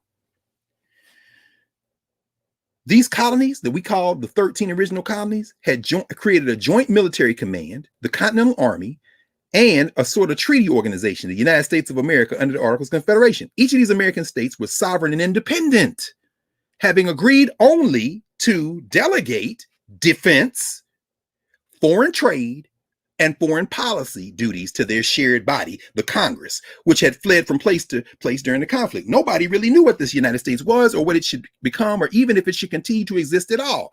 You know who held it together in terms of leadership? The man they tried to make king and said, no, I ain't gonna be no damn king. And that was George Washington. Then after he died, they fought over the body. They created the federal city, DC. So they set aside money to create a shrine to bury him here. Virginia, his plantation where he's at, they wanted to keep him. He ended up in Virginia. But what's my point?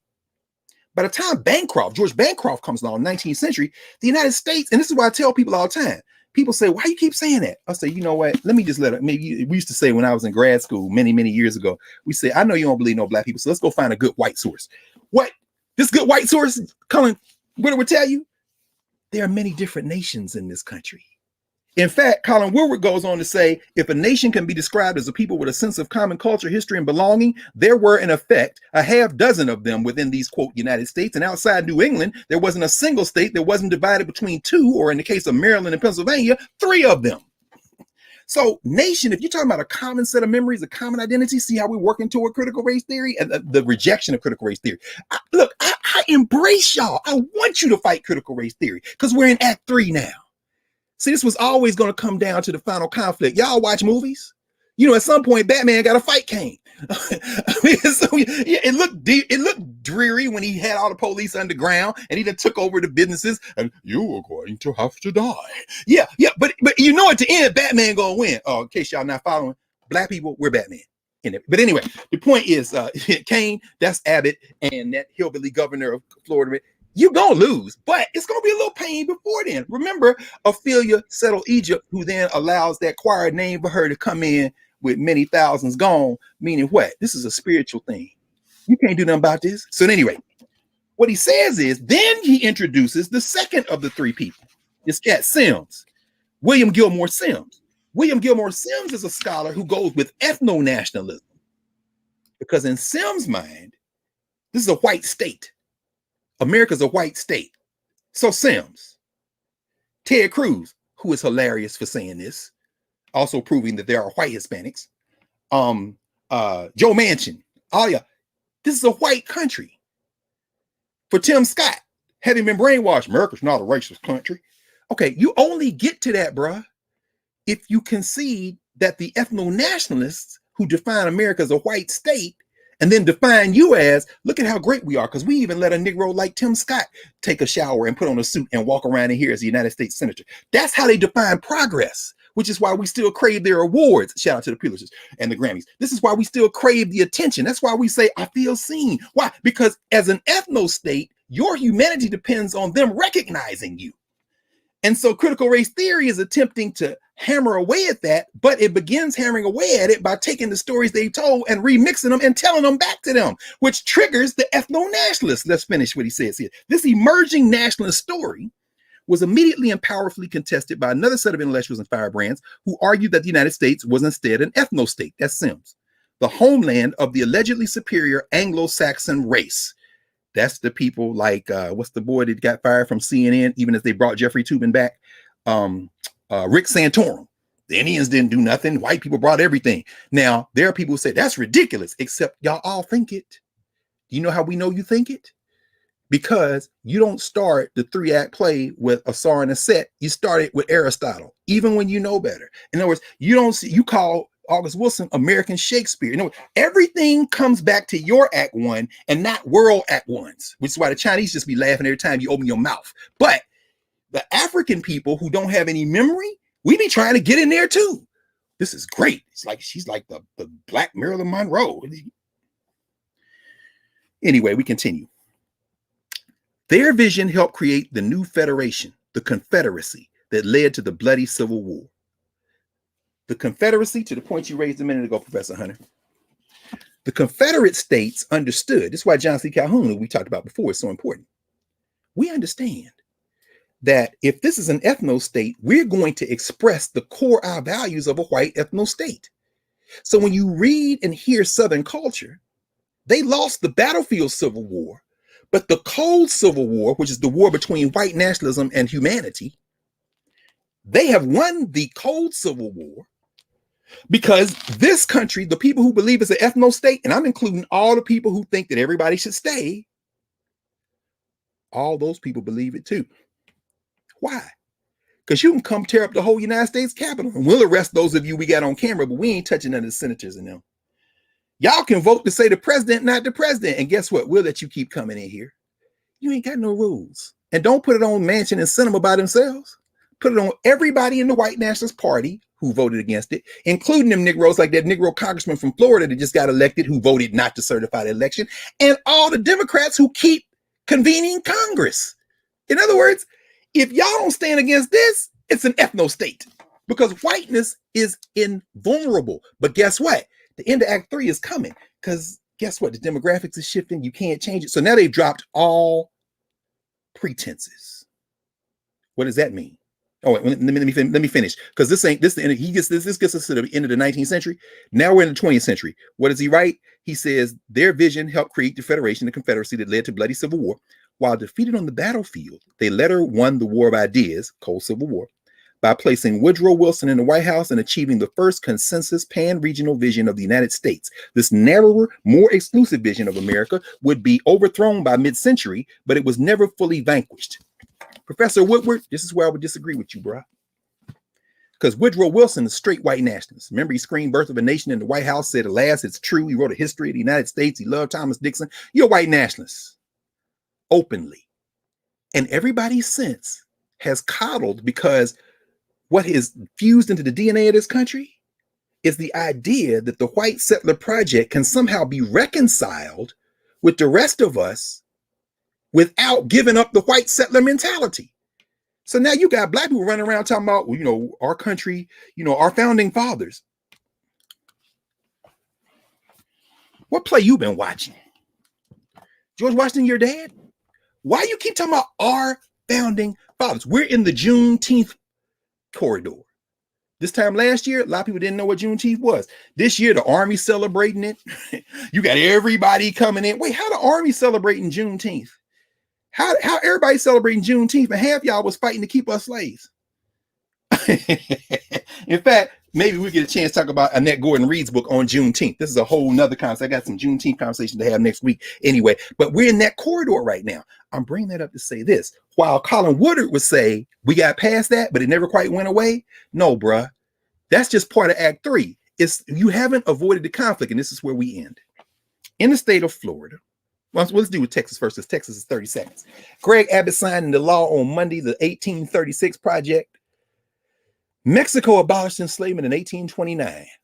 And all these white boys is running out there to the top third of Mexico trying to colonize Mexico. And then when Mexico realized that enough white people were coming into those regions to displace and outnumber the number of Mexicans that were out there, they tried to reestablish authority in 1835. Remember the Alamo? But at any rate, that's Mexico. So what did those white boys do? They declared the slave-holding Texas Republic in 1836 and went to war.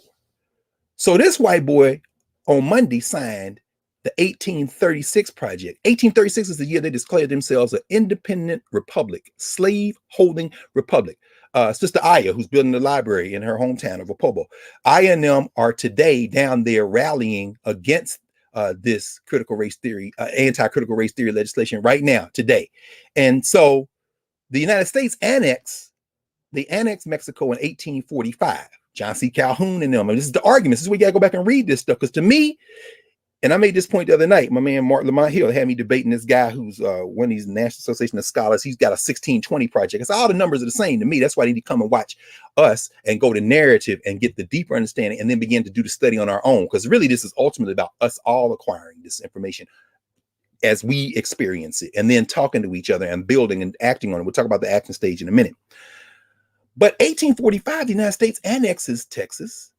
And here we are in 2021. They signed an 1836 project piece, finally on Texas, that can only do two things.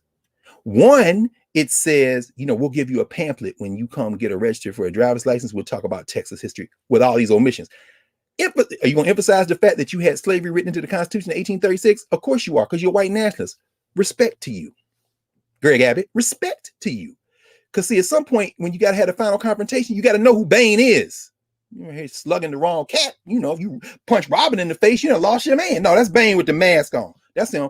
I don't know that mask would fit over the bottom half of Greg Abbott's face. Apparently that's why you don't have no mask mandate. Have you ever seen Greg Abbott? But at any rate, the second thing the 1836 Project does is the 1836 Project gives a governor's 1836 award. Now imagine you're a black child. Do you want the 1836 award from the governor of Texas? Wait, I'll be in here naked with my shirt off talking about give us free if I take this award. No, hell no. And guess what? They're going to find a Negro child or a Latinx, a Hispanic child, a Mexican child, or Honduran to get that award to first, because that's what they do, which leads us finally to Florida. The Florida State Board of Education on Thursday. And I thought it was beautiful. Shout out to Keisha King. Keisha King was the black woman who y'all probably saw on social media who testified against critical race theory. She's a member of a group called Moms for Liberty. Y'all look up Moms for Liberty. They've been on Tucker Carlson's show, Glenn Beck's show. They white nationalists. And they have a uniform script that they read. In Florida, I'll tell you about the law in a second as we finish up. This is what Keisha King, Miss King said. Said she got one child in the public school. She got children in public schools, children in private schools because of school choice. And that's why I realized this is a script. Then she went to her phone. At least print it out. But anyway, I know it's a different time. Scrolling through her phone, reading. And as she's reading, going back over words, I realized, yeah, you didn't write this. This is the Moms for Liberty. Liberty is another word for white nationalism. All these are words for white nationalism, liberty, patriotism, all this stuff. And when you come to them and say, those of you who say, well, no, you don't understand critical race theory. No, in fact, she doesn't even call it critical race theory. You know what she calls it? CRT, because it doesn't matter. It's a label like liberal, It's a label like progressive. Well, let's change from liberal to progressive. Fool, as long as it means you, hell, we change from Negro to black. As long as it's you, we don't care. She says, people think that CRT is about just telling history from a balance. He said, no, it's deeper and more dangerous than racial sensitivity, unfavorable American history. She says it's deeper than teaching the Jim Crow. She calls it Jim Crow history, and then squinches up her face. I'm like, wow, you chocolate colored sister up here squinching your face at Jim Crow. They got you good. So anyway, let me see. I think I wrote it down. Okay, here we go. Let me read it for you. She says, this is how she defined critical race theory, which means this is how they define critical race theory. So when you're talking about critical race theory, we talked about what it is. That's on the narrative side. Here's what they will tell you it is as they label it to fight you at the end of Act 3. A teaching that there is a hierarchy in society where white, male, heterosexual, able-bodied people are deemed the oppressor, and everyone else outside of that status is oppressed. This is a black woman. Let's do it one more time. A black woman is stand up reading from her phone. She defines critical race theory. She says critical race theory is a teaching that there is a hierarchy in society, okay, where white male, she's not that, heterosexual, I don't know if she is, and she got children, but that doesn't necessarily mean, able-bodied people. Now, them three right there don't make no sense. White male, heterosexual, able-bodied people. So all people are male. Here's the trick. In the Western cultural stance, they absolutely are male. All people are male. Women are not human in the same hierarchy. There's a hierarchy, gender hierarchy in whiteness. People say, well, that's true in all societies. When people tell me that's true in all societies, I immediately say, can I get your number, at least find your contact? Because I really need to sit and listen to you since you know everything. I've never met a person who knew everything. And then, no, I don't know everything. Okay, then what have you studied? And then I'll suggest some things and ask if they studied it. If they say no, I say, therefore, I can't listen to you anymore. Because that's what they lead with. Slavery was in every society. Really? Was it the same? The house system among the Igbo, was that the same as what y'all did with chattel slavery? The Slavs, the word Slav itself comes from white on white crime. And then you figured out a way to turn it from white on white crime to that name meaning blackness. Is that part? Did you see that happen in the Arab slave trade? Oh, in fact, let's just get to the central issue. The central issue of unfree labor arrangements in Africa did not involve stripping someone of their language and culture. Yours did. Is that enough of a difference? And then they finally have to, after they get this right here, they come to, I don't know. Okay, then why did you say it? Because it wasn't my objective to understand. It's my objective to stay in power. Do you understand? This is what this is about. So Keisha King stands up and says, I'm against it. I'm against CRT. Because as a white male, heterosexual, wait, you're a white male now? Look, I'm just reading what they told me to read out there. And I'm part of this group, which means I probably got a little funding. I probably get access to somebody. If somebody gets elected, I get to take a picture with them, the hillbilly governor. Maybe I'll get appointed on the local school board or something like that. Or I'll get maybe the revenue commissioner or something, since they can't seem to keep a lot of these degenerates in Florida in office because they keep doing things that are unspeakable even for them. So, but at any rate, she's doing what she needs to do. That don't mean that she's clueless. See, I don't believe in that. I don't believe in feeling sorry for people like that. And I don't believe in saying they're clueless. I believe in saying the same thing that they should say to all of us, which is what? You're a human being in the world. You made a choice. But you don't get to, as old folks say, throw the rock and hide your hand. So at any rate, in Florida, here's what the rule says that they passed, that the hillbilly horde's leader in that ill-fitting suit. And it's somebody who doesn't wear suits. Anytime I can tell that that's an ill-fitting suit, it's either one of two things. Either you don't know, which I don't believe, or you're playing a role. Because, see, DeSantis is positioning himself, as I said before, 1619 is about 2022 and 2024. They're trying to win elections. He wants to be Trump. I'm friends with Trump till he collapsed. Now I'm the one, Josh Hawley and them, trying to elbow him out of the way, Tom Chandler's Cotton. State Board of Education, here's the rule. The State Board of Education passed this through. DeSantis signed it. People were protesting this week the mask mandate outside the meeting. So it's all tied in together. Ain't got nothing to do with substance. They said the law in Florida says that school districts should emphasize historical facts over what they call, quote, fiction, projects, or theory masquerading as fact. You tell me out of 100 of them, which one of them could distinguish, particularly when they pushing propaganda. Number 2, it names critical race theory and the 1619 project as not acceptable in schools. Okay, let me tell you what that does. It assumes the 1619 Project is the framework, but you ain't read the 1619 Project. If you really wanted to get funny with it, in fact, it's very interesting. There's a book here. You know, I try to read it all. A book that came out recently called The New York Times 1619 Project and the Racialist Falsification of History. These the haters. They published their own book. But as you're reading through the haters, you're like, man, y'all crazy, man. Shit, that's a good point.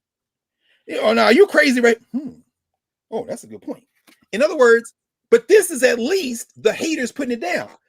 These people don't even know what it is. They calling it CRT because they couldn't spell it if it came up and asked them for $1. The next element of the law says that it names, after they said, critics were like, well, you don't want to tell the truth.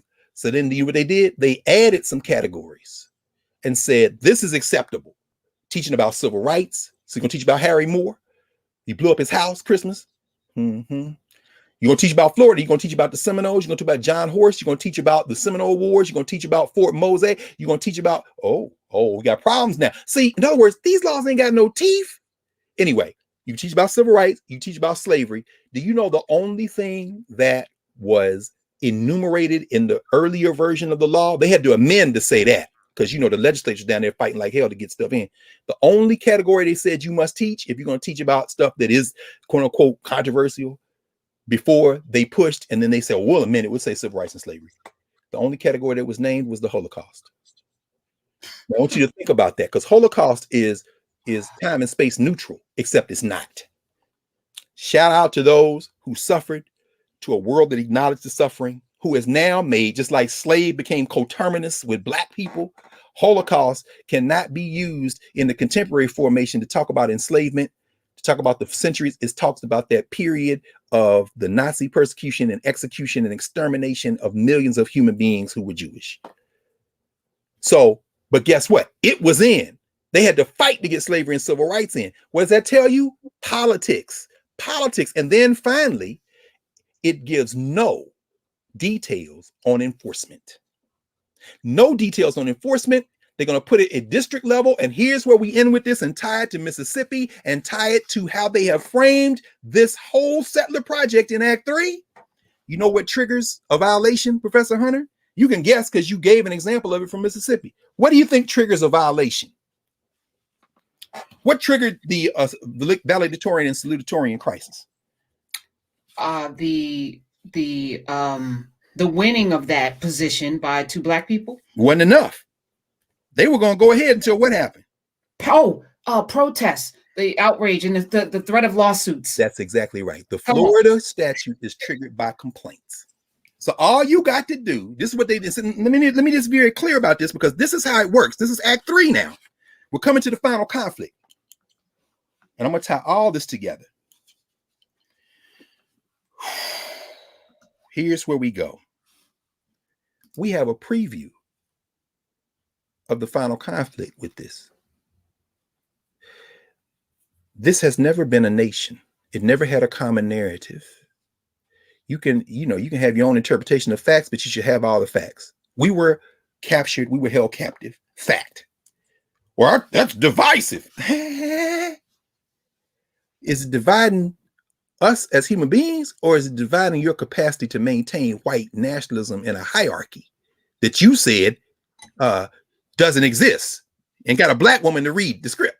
No, there is a hierarchy. How do we know? Because every time we get close to touching it with facts, you're trying to preserve whiteness. And I'm for that. I'm for you doing that because I'm one of the people having studied and will continue to study to the day I draw my last breath. And as an ancestor, I'm sure I'm going to be somewhere studying.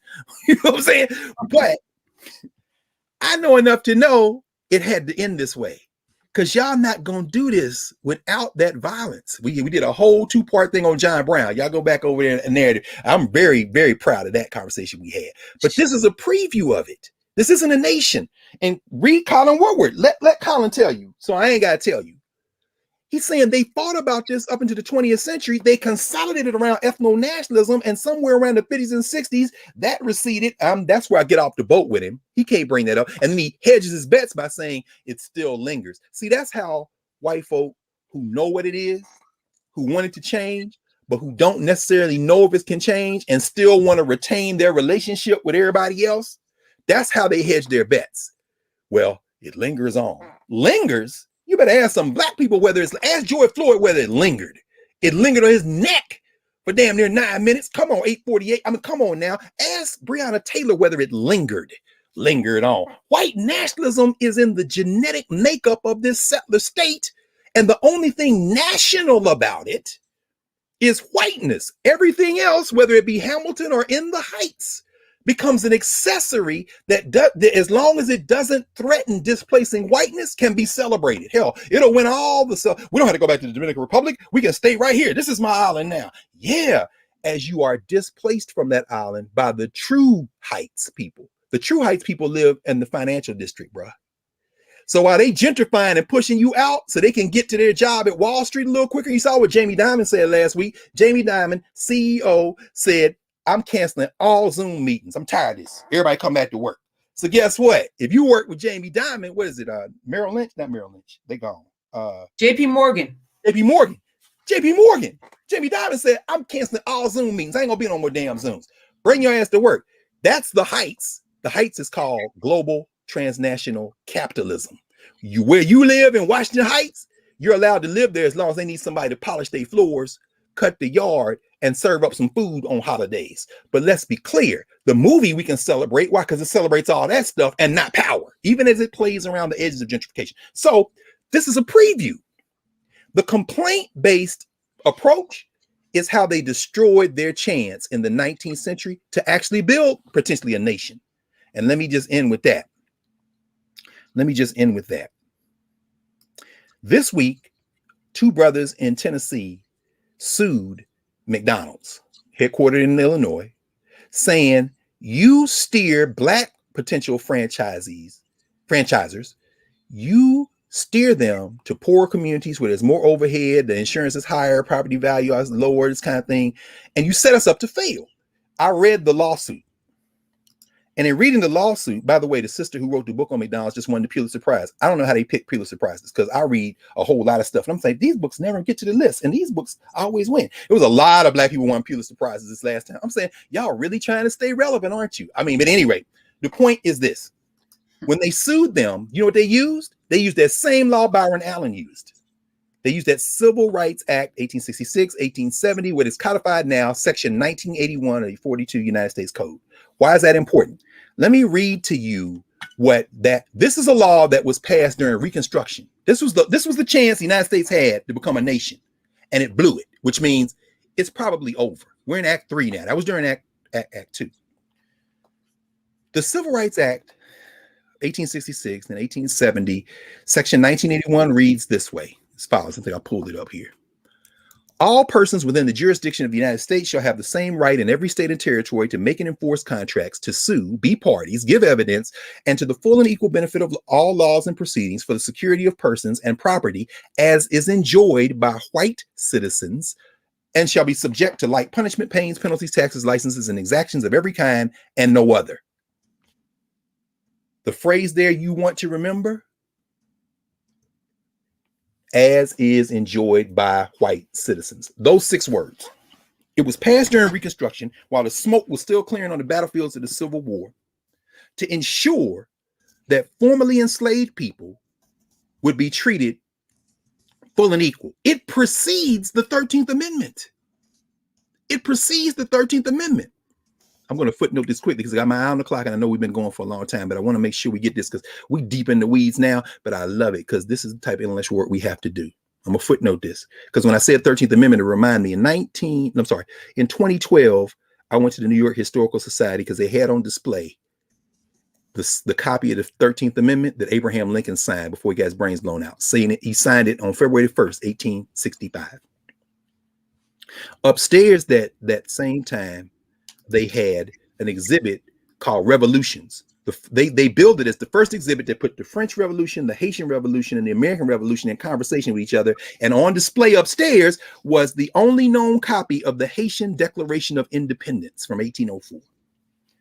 And I remember looking at reading that Haitian Declaration of Independence. Shout out to my former student, now colleague at Howard University, Natalie Pierre, brilliant on this. From Haiti herself, raised in Brooklyn, brilliant scholar, writing about Haitian independence and statecraft. the Haitian Declaration of Independence, establishing this notion of not only independence, but ultimately in the Haitian Constitution, raceless participation in the society. But they don't say they're colorblind. They said, everybody in Haiti, if you're in Haiti, you're black. But I'm white. No. We're creating blackness as a political status. There will be no white people on this island, on this part of the island. So, but I'm white. I don't care how you look. Black becomes the standard for citizenship. It's brilliant. You know what I'm saying? I'm downstairs looking at the in the case, and I'm looking at this document, and I'm saying this is crazy. Because about a year and a half earlier, I had come up to go over to J.P. Morgan's house, ironically, to look at the Magna Carta, because it was there, and they had the volcano and the ash hit, and they had to keep it. And this is how white supremacy worked, y'all. This is what you call international whiteness. Do you know why the Magna Carta? This was a copy from 1217, the first one I'd ever seen.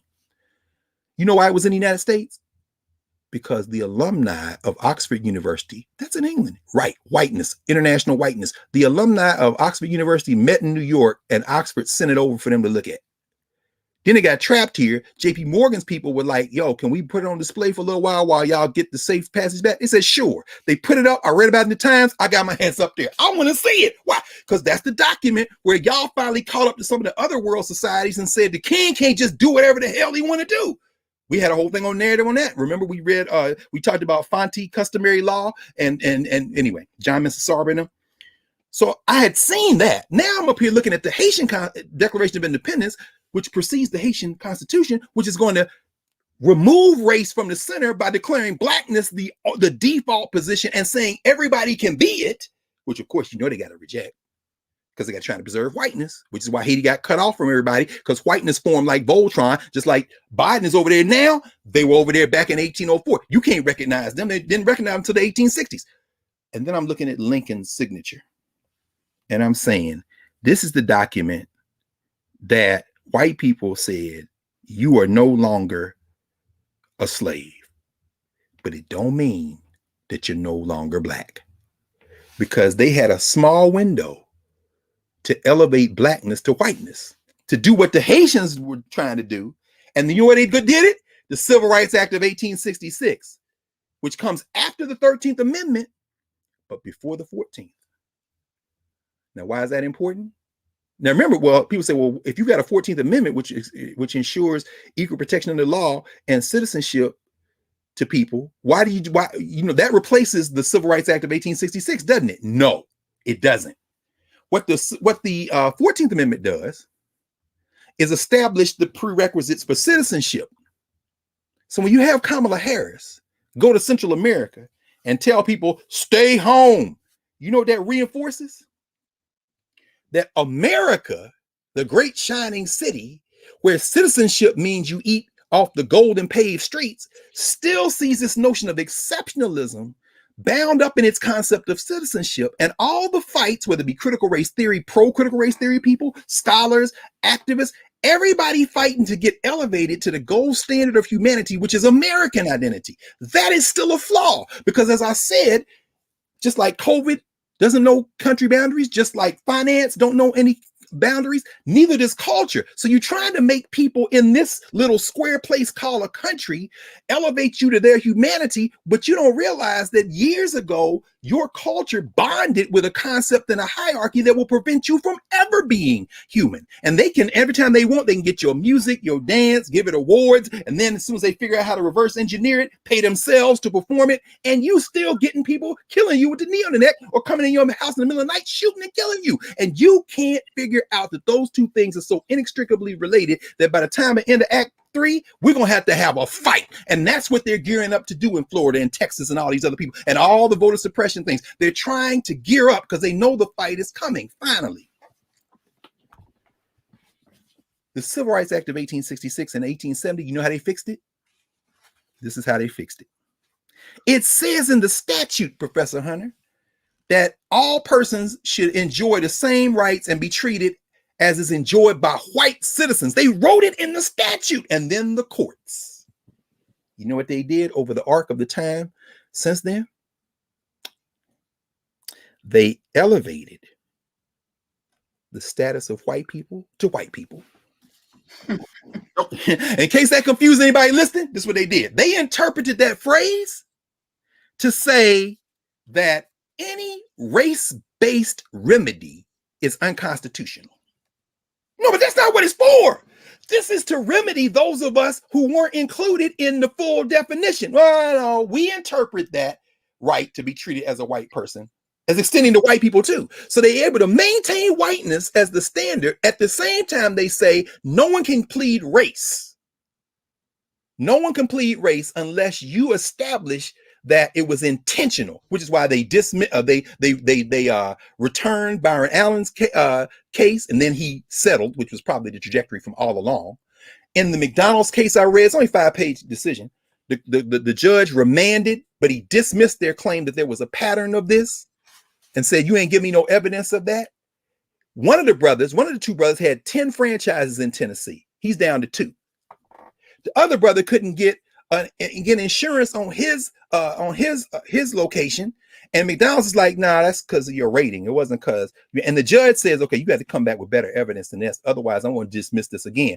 Why? Because in order to prove race discrimination now, you damn near got to go to the court and say, "The man shot me in the face while saying no."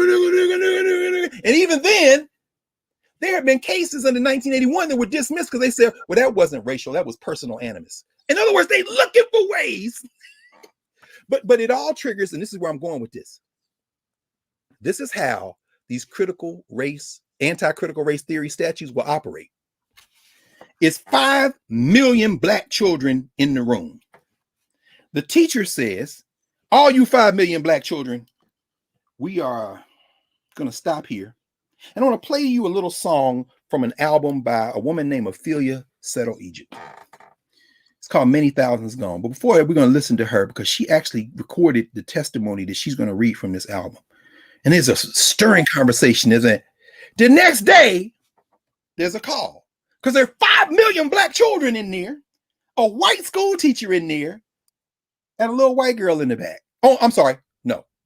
There are 5 million black students, 1 white teacher, and no other white people in the room. But they get a call from some random ass subsidized by the Koch brothers person whose only job in Mississippi is to sit at home and call every school in the damn district and say, "I heard," and that triggers. Because many thousand gone. So that playing that, I understand they're teaching CRT. There's no definition, but it triggers the fight.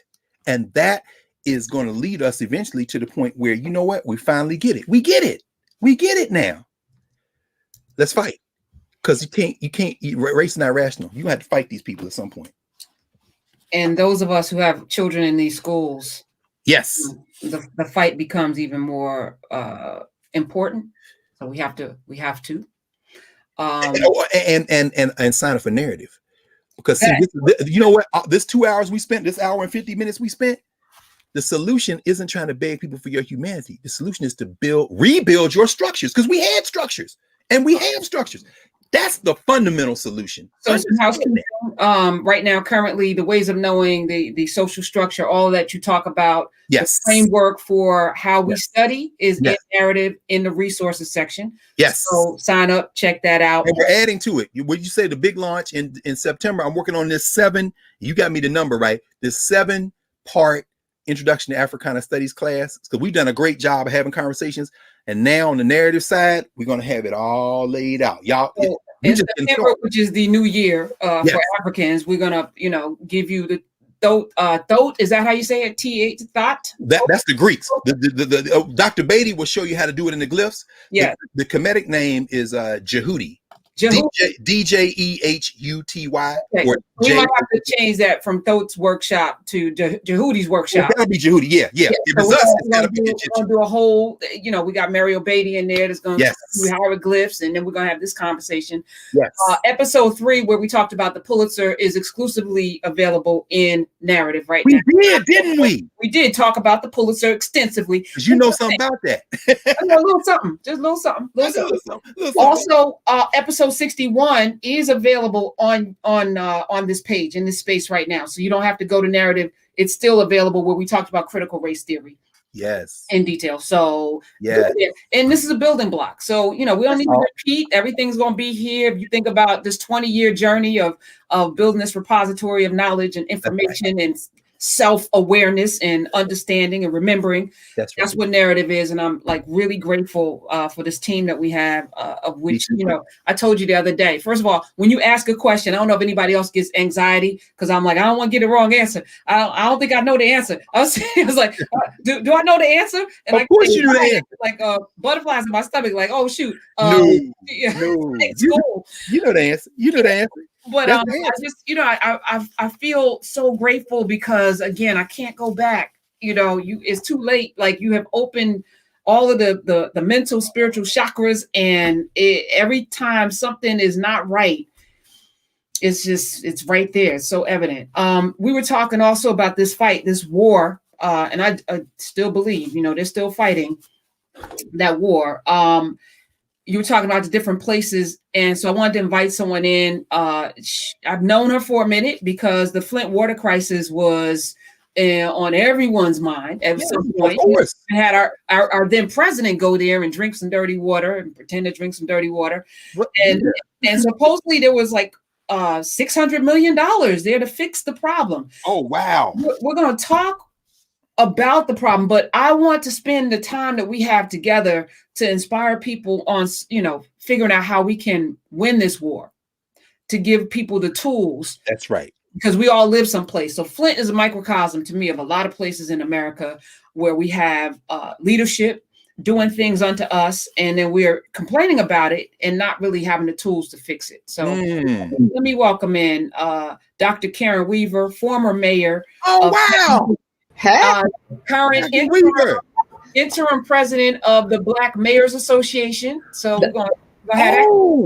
Welcome. The African American Mayors Association. Listen, I have been listening. I'm so happy to be here. I've been listening and I have been enjoying this and just taking it all in. I see him in his FAMU shirt. My daughter went to FAMU, but I do have on my Tougaloo. Oh, Tougaloo. I got to get a Tougaloo. I need a shirt. Dr. Weaver, are you a Tougaloo alum? Huh? Are you a Tougaloo alum? Yes. You know what? Tougaloo. What? I love Tougaloo. I go down there to the Benny Thompson Center. Sometimes I just go Tougaloo and sit in the grass. Oh my goodness. Hey, y'all better get up on that Tougaloo life. How are you? So good to see you. Look, and you were just hitting on some things. And I said, oh my goodness. And I've just got to tell you, the last thing you were talking about when you were talking about how they want to dismiss race. Yes. So let me tell you, because that's exactly what happened in this piggy bank settlement that we got in the state of Michigan. Could you catch us up on that? Because a lot of us I'll tell you, but I gotta say, the NAACP filed race discrimination. The Michigan Department of Civil Rights said it was based on race. It was systemic racism based on race and class. The judge threw it out. That's what they do. That's what they do. And when you said that, I wrote it down. I was like, oh my goodness, we've been talking about this. So one of the things I want to say is Flint fixed? No, Flint ain't fixed yet. And it's bad because we were on a fast track. When I left office, we were a year ahead of schedule of changing those pipes. The pipes have not completed it. And there is no reason that it should not have been completed. And I'm sure they worked like hell to try to get rid of you so they could get you forward. I know why I'm not there. I was talking with Karen the other day. I said, I know why I'm not there because I won't shut my big mouth because it's not going to go away. They wanted the water to go away. Yes. And it wasn't going to. And then all this money that came into Flint, they wanted me to say, well, yeah, I got it. I didn't get that money. I was going to ask you, how did that go to the city? And listen, you know what money we got? We got the money we got the $100 million from the federal government to change pipes. We got 90-something million from the state in the lawsuit to change pipes. They didn't even put the money in the account. We did the work and had to put in invoices to get reimbursed. So it's not like they put $200 million in our account. It didn't go that way. And people think it went that way. Where did you get the money from? The only other money we got was from the Kellogg Center to do economic development. All the rest of the money went to the foundations. Of course. It went to the Chamber of Commerce.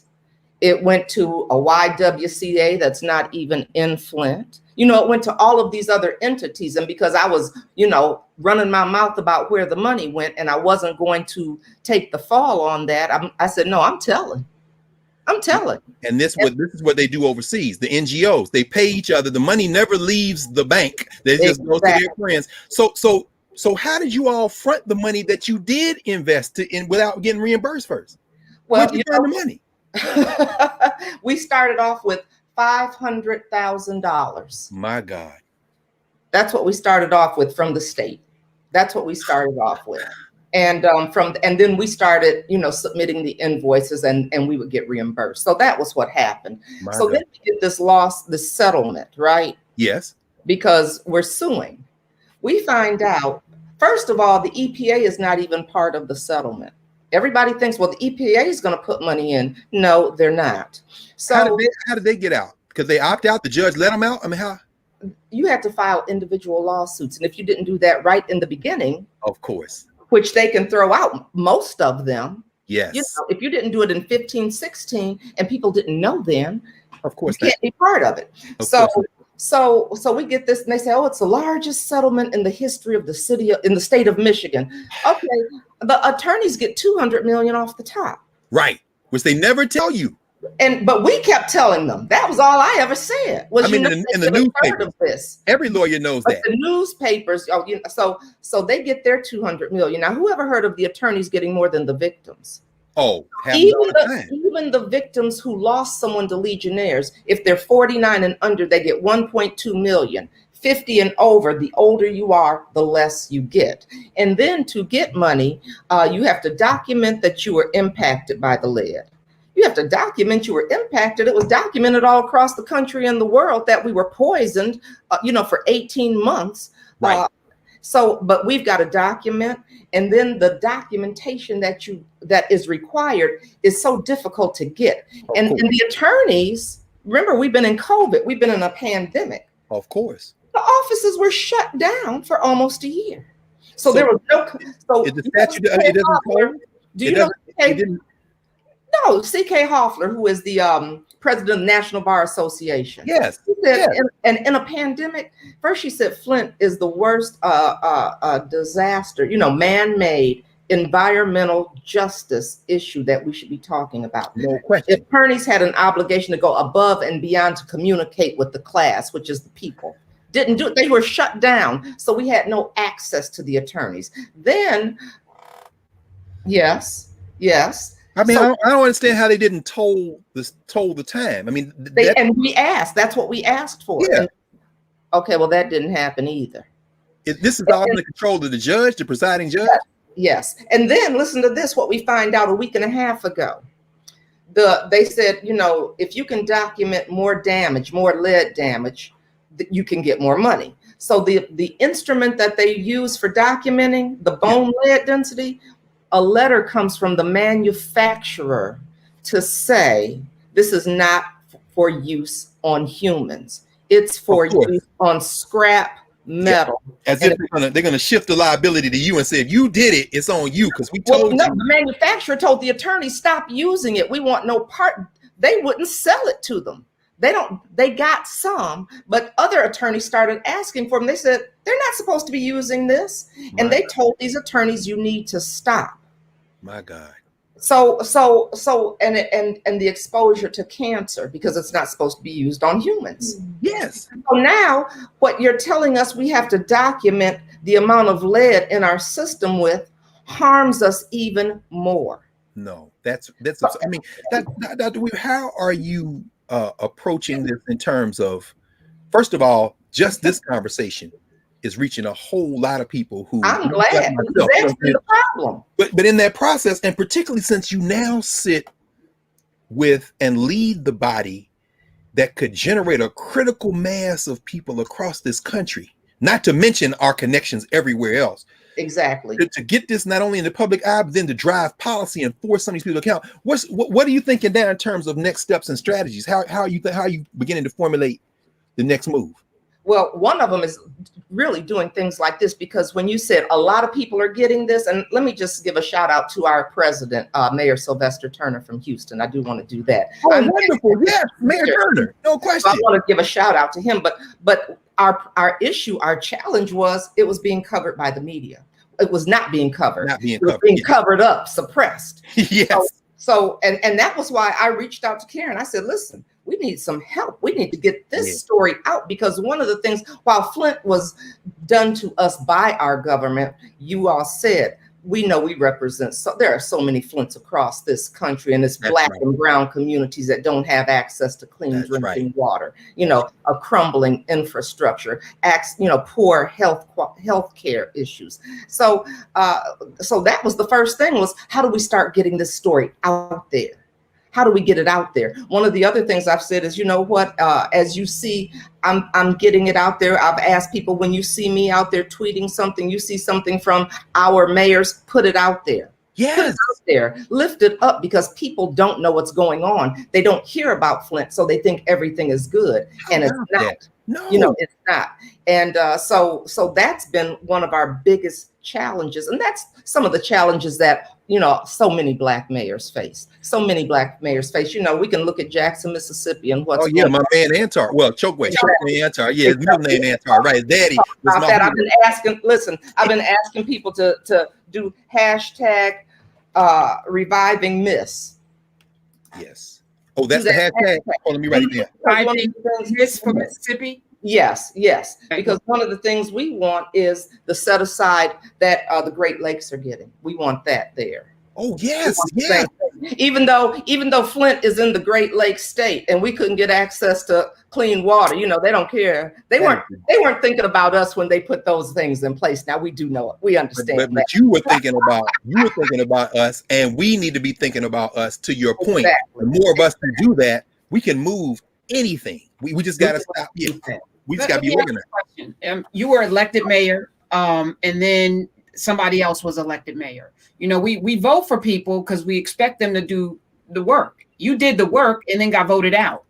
So, how do we stay on message? For me, this is about an action plan, right? We got to have a blueprint for how to move. Okay, so you're not there anymore. Now you're with the Council of Black Mayors, right? No, it's the African American Mayors Association. All right, let me get my point. Yes. Yeah, I had to make sure I made the distinction.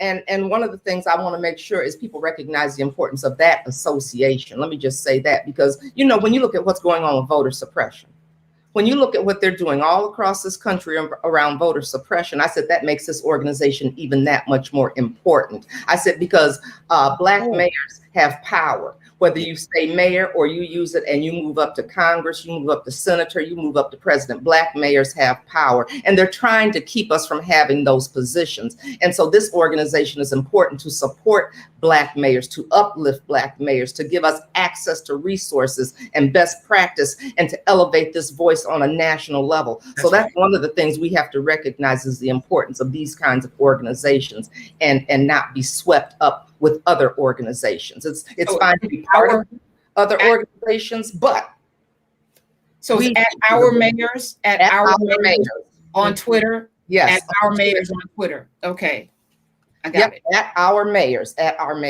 So that's one of the things. Listen, I had an interview with The Hill about a week and a half ago, and they were asking about the infrastructure plan. And should it be watered down so we can get it through? I said, no, it should not be watered down. We always want to water down things and filter things out. I said, because really, I could add some more to it. How about that? I said, but, we could add some more to it. But no, it can't be watered down, because when you look at that, that's going to address so many of these inequities that we talk about.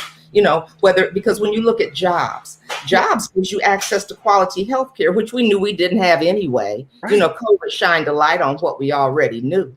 but it gives you access to those kinds of things. And that's one of the things that we were talking about. We need to be pushing that water is a basic human right. It looks like environmental justice issues when you have these things in place. It gives you better educational opportunities when this stays in place. You know, they always want to put a Band-Aid where you need surgery. And one of the things I compared it to, I was talking with them, I said, here's what happens when you water it down, and say, oh, let's just do this. When we were changing the pipes in the city of Flint, we were hydrovacing at first to see, is it copper or not?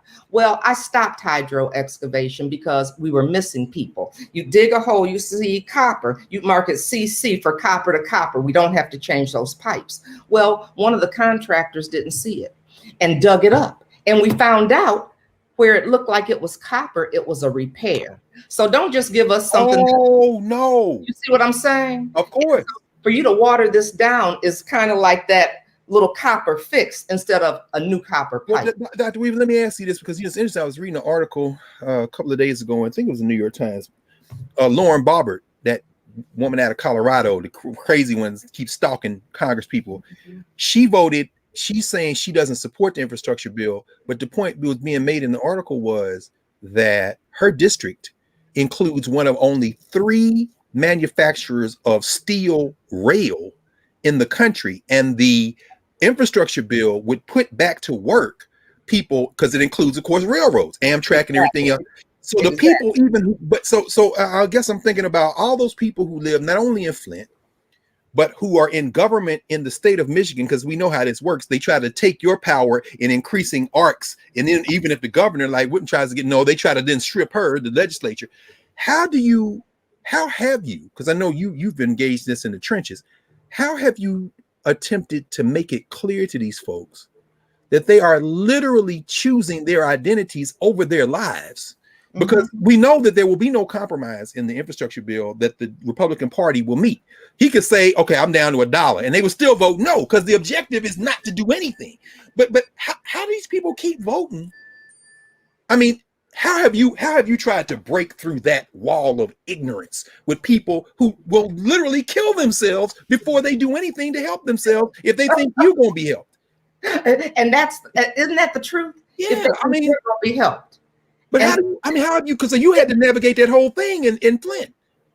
I did. And like you said, and look where I am. I'm not the mayor now. No, but you have a much broader palette. And that's what I told him. I said, you know what? I said, you may not know what you've done. Oh, they didn't know what you've done. I said, there are all kinds of things I can say now, and I'm going to say. And one of the things I always told them from the beginning was, my voice is my power. It doesn't matter which seat you're sitting in. Sometimes that's kids would say, that's bars. Right. My voice is my power. I said, I'm not in that seat, but I haven't stopped talking. I didn't stop talking before I became the interim executive director for AMA, as we call it. African American Mayors Association. I didn't stop talking, and I've continued. And I said, you know, the Lord will put you in a place and elevate you when they think they've shut you down. I said, and I knew something was going to happen. Something bigger was coming, and that's what it is. But let me say this: when you bring up elected officials, you have not heard any elected officials in the state of Michigan, other than some of our council people, talk about the water in the city of Flint, and that's why you have not heard about Flint.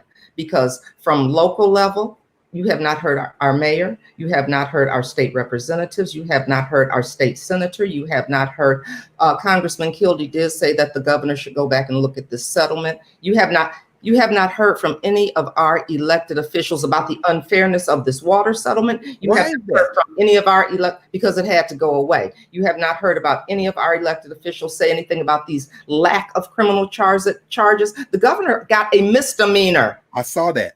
A misdemeanor. Yes. And $1,000 fine. Yes. Yes, that's utterly absurd. I mean, so is there a mechanism or a set of tactics that is used to mute those voices? Is it payoffs? Is it privilege? Is it favors? How does that work? You said all of those.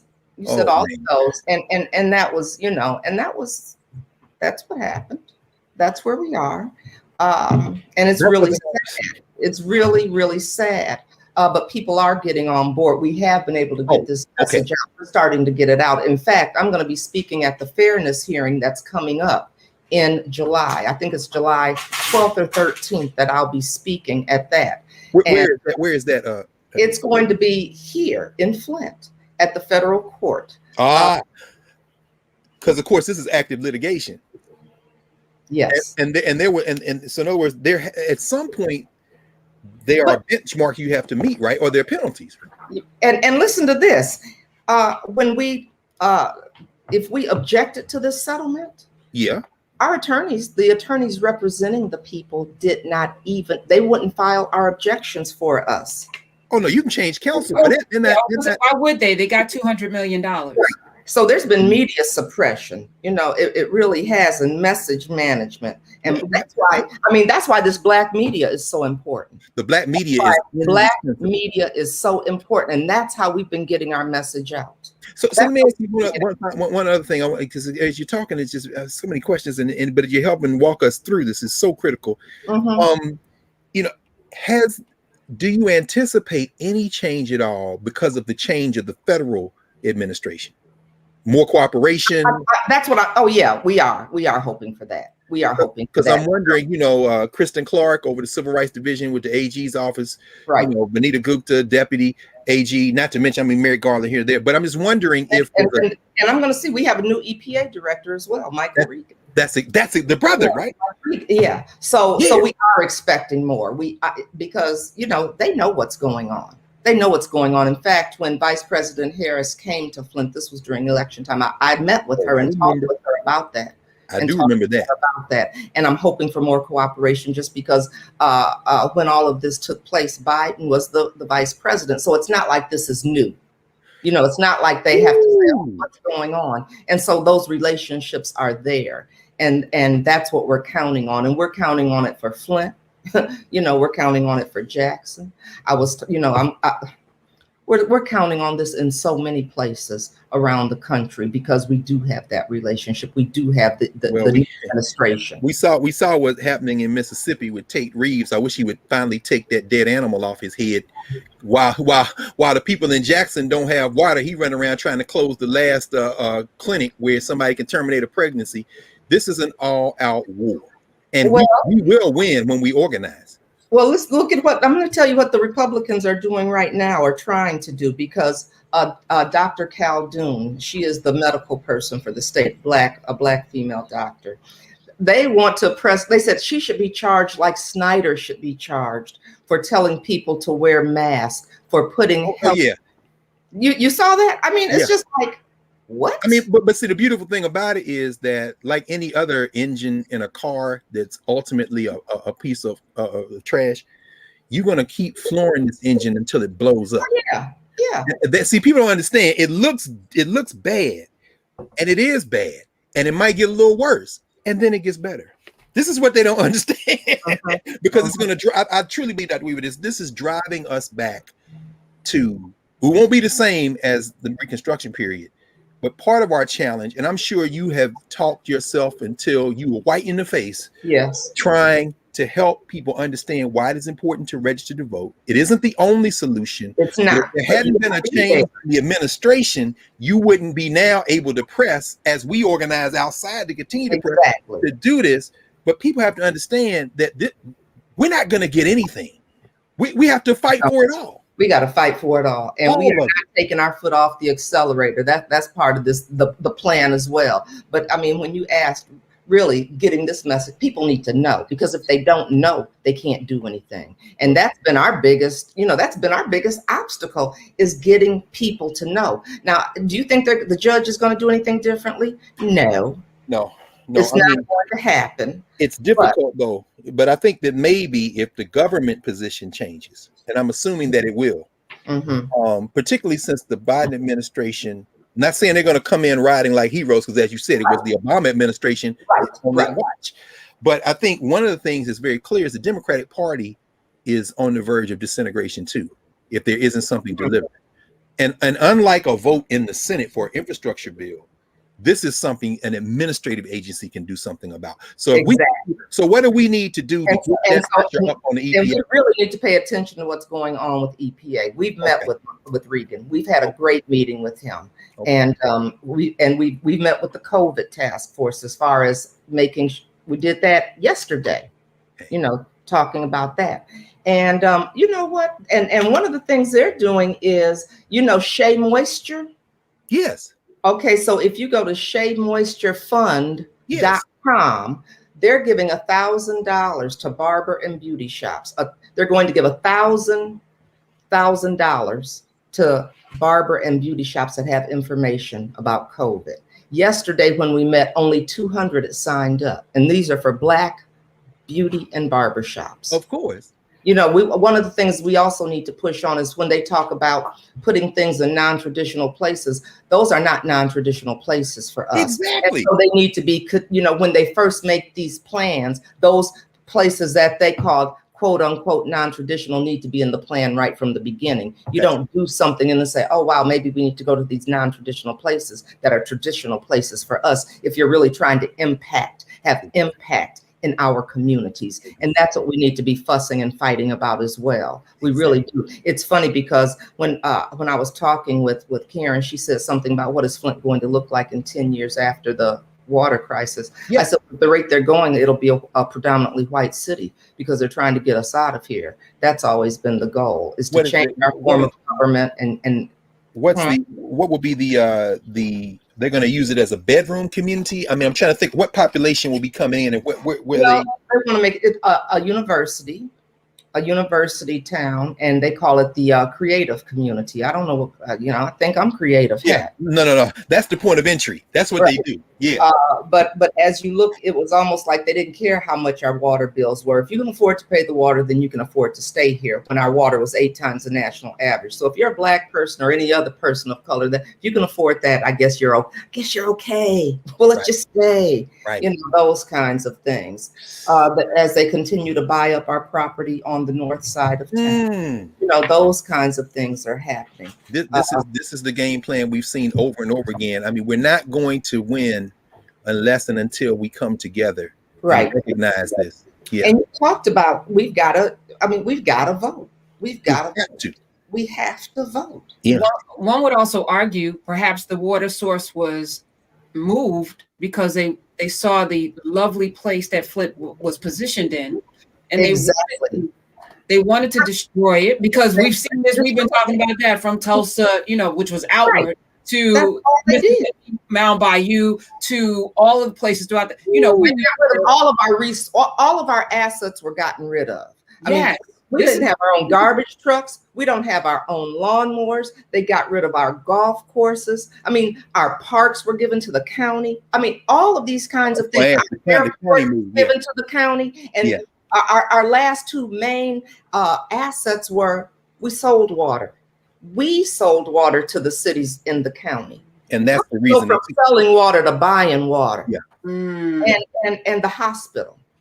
We have a city hospital. And those things that, so those were the last two things we've had. And what was Karen doing? I said, I want our pipe back. I'm getting that water pipe back. I know that's right. We've got to get rid of her. You're not selling the hospital. She sounded. But none of that could have happened if people showed up to vote for these local electors. And listen to this. So we have 61 precincts in Flint. I won 46, the 46 Black ones. So this is a turnout. This was a turnout war. It was a turnout, and white Republicans, because my opponent was endorsed by the Republican Party. Oh, of course. The Republican Party. So white people came out in record number when they usually, Republicans usually don't get involved in the election because it's a Democratic city, for the most part. So that's what happened, because I wasn't going to be quiet. I wasn't going to be quiet because I wanted to sleep at night. And probably peeled enough Black voters off with propaganda to get close enough to steal. Right. Well, they say, oh, they steal money. I said, how many Black folk, get to stay at home in the comfort of their home if they stole some money? Come on. What makes me so special? I get to steal some money and stay at home with my family, walk around in my little fuzzy slippers. Come on now. Ask Kwame Kilpatrick if you get to steal money and stay home. That's right. I get to steal money. I said they'd have marched me out of City Hall in handcuffs so fast and happy it would have made your head spin. Everybody would have known. Everybody would have known. In fact, your name would be synonymous with it. Wait, that's right. They went to jail for stealing.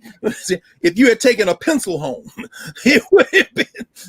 Exactly. Famous. And so we got to just keep pushing. We've got to keep pushing. And these crucial bills, we have to. We have to. People need to be educated and informed about them. So, and that's what our mayors, I keep saying at our mayors, we're going to keep pushing for this. We are not going to, like I said earlier, take our foot off the pedal. We are not going to, because we can't afford to. And, the fight for infrastructure is real. It is. Well, I'm right in the Army too. So we need to get on the EPA short term. We need to make sure they're doing that. We need to make sure people are paying attention and uplift the messages as we're pushing them out there. Like I said, when I'm putting that message out, when our mayors is pushing these messages out, we need people to do that. Contact your congressperson. Contact them.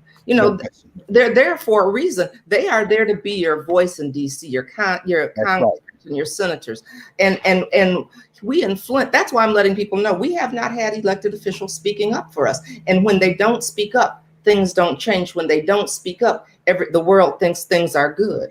Things are not good. We were on a great track, and people didn't like it because I hired too many black people. I'm giving black contractors jobs. I'm like, and people don't black, and they are qualified, competent people. And it's a shame. It's a shame that it took till 2016 for a black company, the construction company, to get a multi-million-dollar contract in the city of Flint. They still got contracts, but we can't have not a piece of the pie. No, you can't. The whole pie is mine. I've had it all this time. See, that's the attitude we had to have. Yeah, because it's a criminal enterprise. They don't want you to have anything. But I mean, and we had to understand, we say this all the time, individuals don't beat institutions.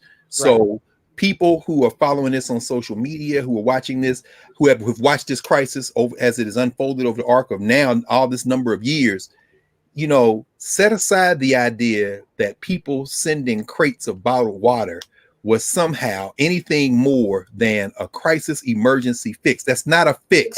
Right. I said they act like they're doing us a favor. Right. And us a bottle of water. I said, I'm so tired of having these bottles of water and plastic rolling on the floor in my house. Keep on it. Understand. And then they didn't even have the decency to keep the water pods open while they finished changing the pipes. Didn't even have the decency to do that. You heard me right. And that's why, look, I said, I know who I'm going to contact. I'm going to reach out to Karen Hunt. I know who to call. I am serious. I mean, you don't know what you have done for us in Flint, what you've done for African-American mayors, because like I said, ours was done to us, but we have black communities all around the country that are suffering from the same things that we see going on in Flint. We are not in isolation, and people need to know that. And so we need to uplift these messages, and check your media. Check your media, because they will lie on you. And that's why black media, let me say it again, is so important, because they shut us down. They don't want our message out. I mean, they want to give voter suppression. They want to give media suppression, because they don't want us educated and informed. And we have to do it's up to them. And I do feel like I have a responsibility to continue that.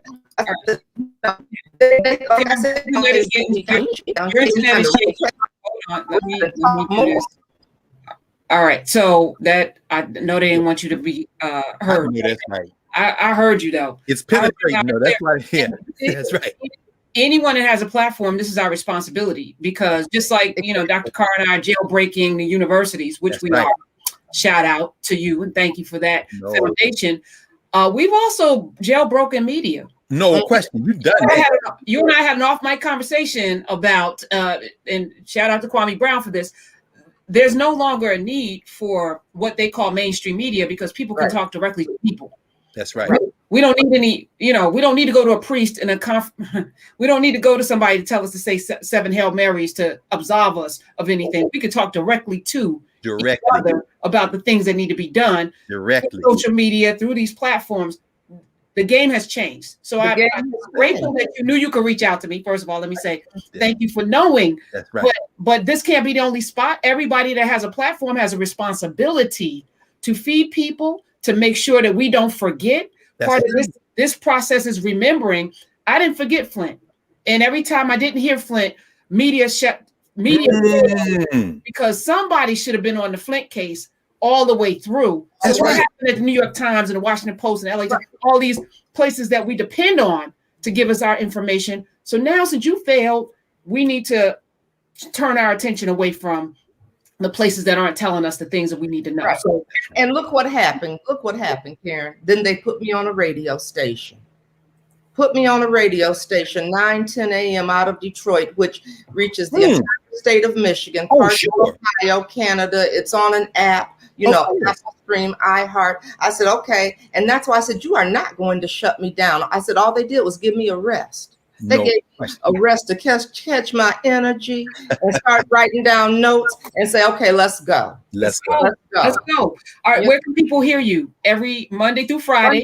Friday, 7 a.m. to 9 a.m. Eastern Standard Time. We're on Facebook at 9:10 a.m. Detroit Superstation. It's Black Talk Radio. No question. I've done interviews with 9:10. In Detroit, it's 9:10. In Chicago, it's the Voice of the Negro, or WVON. That's what they used to call it. Exactly. Everybody knows 9:10 if you in Michigan. And so we bring it to them every morning, Monday through Friday. And so and that's how God works. So how you like me now? We love you. That's how we like you. We love you too. Listen, thank you for this, guys. Follow our mayors on Twitter. Follow Karen Weaver, Karen About Flint. Yeah, we're gonna resurrect the name of Karen. Y'all gonna start calling them Becky and Amy like you. Y'all done taking it back. Y'all can go ahead with hashtag Revive and Miss. Oh, I saw that's you. Right. That's right. It's there. We got it. We got all the hashtags. Hashtag Revive and Miss. Right. Thank you so much. This was so important, and we're gonna stay in touch because we always do. And I appreciate you, Doc. Yeah, I'm on this for sure. And Dr. Carr, this is our last live session for the month. Yes. We'll be back live, and we're gonna do little things throughout because he and I are committed to building the world that we want to live in. So, there'll still be things posted in this space. So come back Saturday at noon. There's gonna be something here. We'll have something here. We're gonna be live. We'll have something for no question. And we need to take time because it takes time to build. We can't constantly be running our mouths. We have to also be in the lab planning and building. That's right.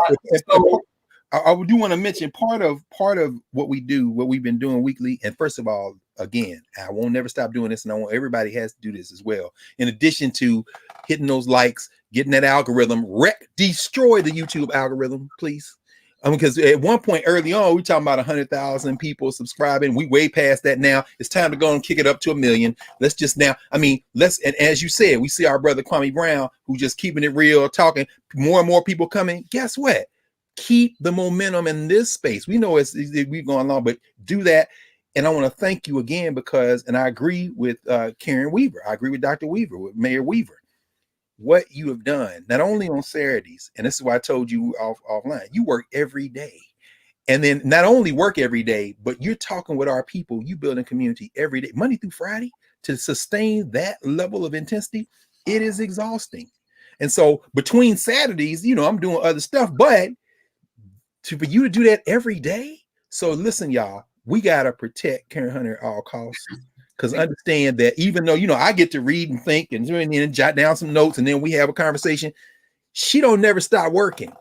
So how you support somebody like that? You support somebody like that. It's really that basic. That means we got to surround her with resources and we're going to bust this out. You understand? Bust it out, because they're scared now. That's why they're passing laws that don't mean nothing, like what happened in Texas and Florida. They don't mean anything. You can't enforce it. That's why they're messing with little girls in Mississippi, telling them they can't be the valedictorian and salutatorian. They're terrified now. Guess what? We about to give you something to be scared of for real. And so I do want to end with this, because we didn't, at least for me, a couple of things. This anti-1619 stuff, please understand that it has nothing to do with content. I pulled this little pamphlet. It's called Alternatives to Afrocentrism.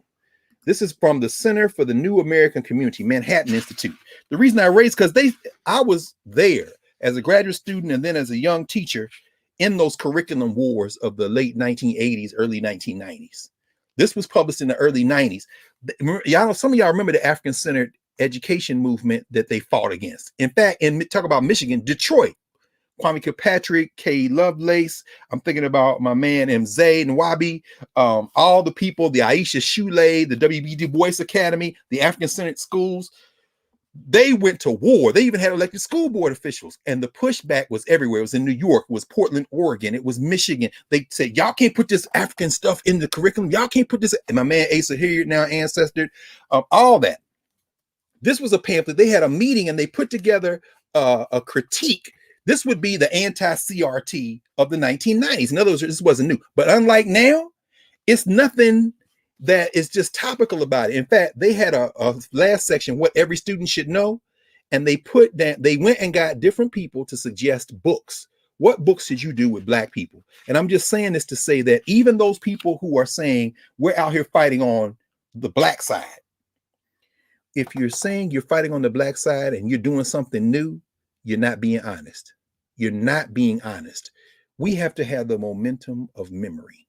So when you look at something like this and you see people suggesting from slavery to freedom, suggesting Before the Mayflower, the autobiography of Frederick Douglass, and maybe we'll talk about this. And Senator Karen Mosley Braun has book selections, very interesting. But these people were a hit squad. And the last thing is, remember last week we were talking about Fred Gray, Professor Hunter, and we were talking about him. And I mentioned that I'm not going to get up and look for it when they got those cars and they couldn't get the cars insured during the Montgomery's bus boycott. And I mentioned a brother, T.M. Alexander, who was out of Atlanta. This is the only book T.M. Alexander ever published. The Things I Said to Me, I Say to You. So that's the autograph copy. I don't know where I found this many years ago. TM. In fact, let me just read from the citation to Theodore Martin Alexander Sr. by Hugh Gloucester, who was the president of Morehouse. He got an honorary doctorate from Morehouse in 1970. Theodore Martin Alexander Sr., you are a Morehouse man all the way. A native of Montgomery, Alabama, you received your early education in the public schools of that city. Immediately after you graduated with honors from Morehouse, you married and went into business for yourself. Eventually, you became the founder and president of Alexander and Company, a general insurance agency. Goes on. He ran for office in the South.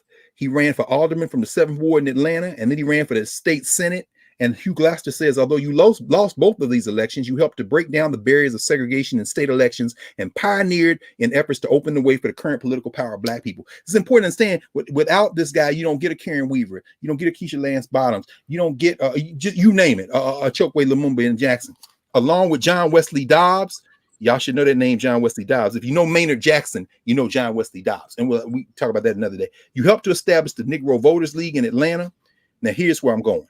You also worked closely with the late Dr. Martin Luther King. When there was a vacancy in the pastorate of the Dexter Avenue Baptist Church, your home church in Montgomery, you helped to arrange Dr. King's trial sermon, and you gave the charge during his installation. On that occasion, you spoke more truly than you knew when you said, Martin Luther King will put a plumb line on this city and shade the cradle of the Confederacy from center to circumference before he leaves. T.R.M. Alexander was a brother from Montgomery who, that was his home church. That's how Martin Luther King ended up at Dexter Avenue. But I'll end with this paragraph. He says, when the Montgomery bus boycott bogged down and Dr. King could not get insurance for 19 station wagons used in the transporting people to and from work, you risked your agency and your young company by providing liability coverage through Lloyd's of London. When the Christian Leadership Conference moved to Atlanta, you gave the organization space in your building until this agency could find permanent accommodations. Ladies and gentlemen, people get up in front of you and tell you they're teachers or they're leaders and you should listen to them, and they say they're the first one to do this and everything, you should probably don't mute them. Just turn them down a little bit and go looking for the solutions. Not like we look for, we started with Ophelia Settle Egypt. We're ending with Mr. T.M. Alexander. The solutions often lie in the things we already did. So if you're in business, we don't care whether you're making a lot of money. Would you put your neck on the line to insure the company cars, the cars Black people put their money in so that we can win together? Individual achievement don't impress us. So I'm just glad I got a chance to find this between last week and this week. That's why I put that up. The goal over the next 10 years is to build the systems that will be unbreakable. That are, and as I mentioned, 100 years after we're here, after we're no longer here physically, there are going to be people that will be able to plug and play all of the things that we are imagining today.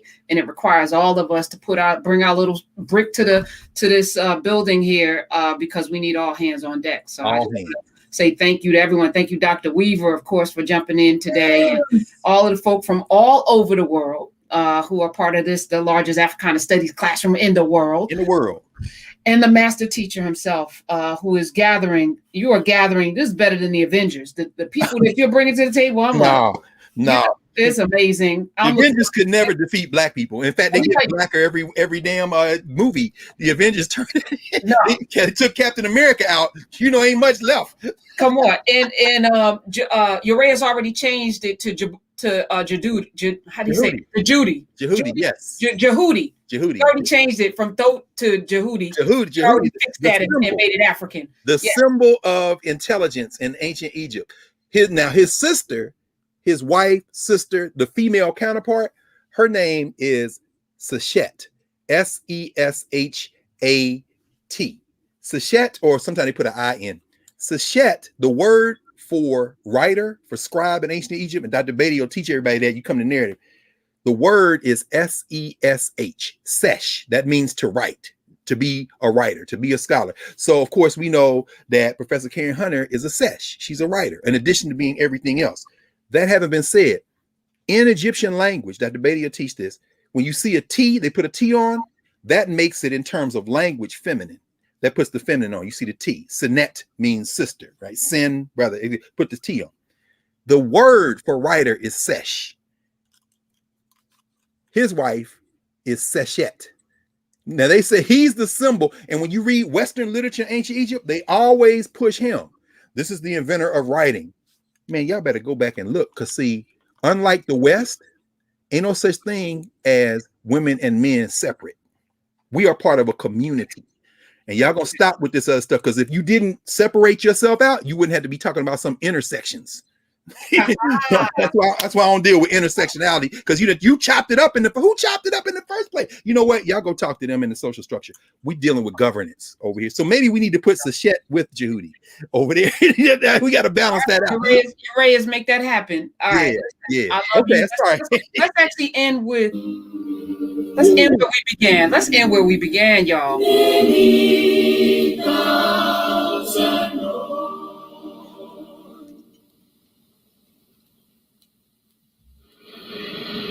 master heard them singing and thought they were satisfied.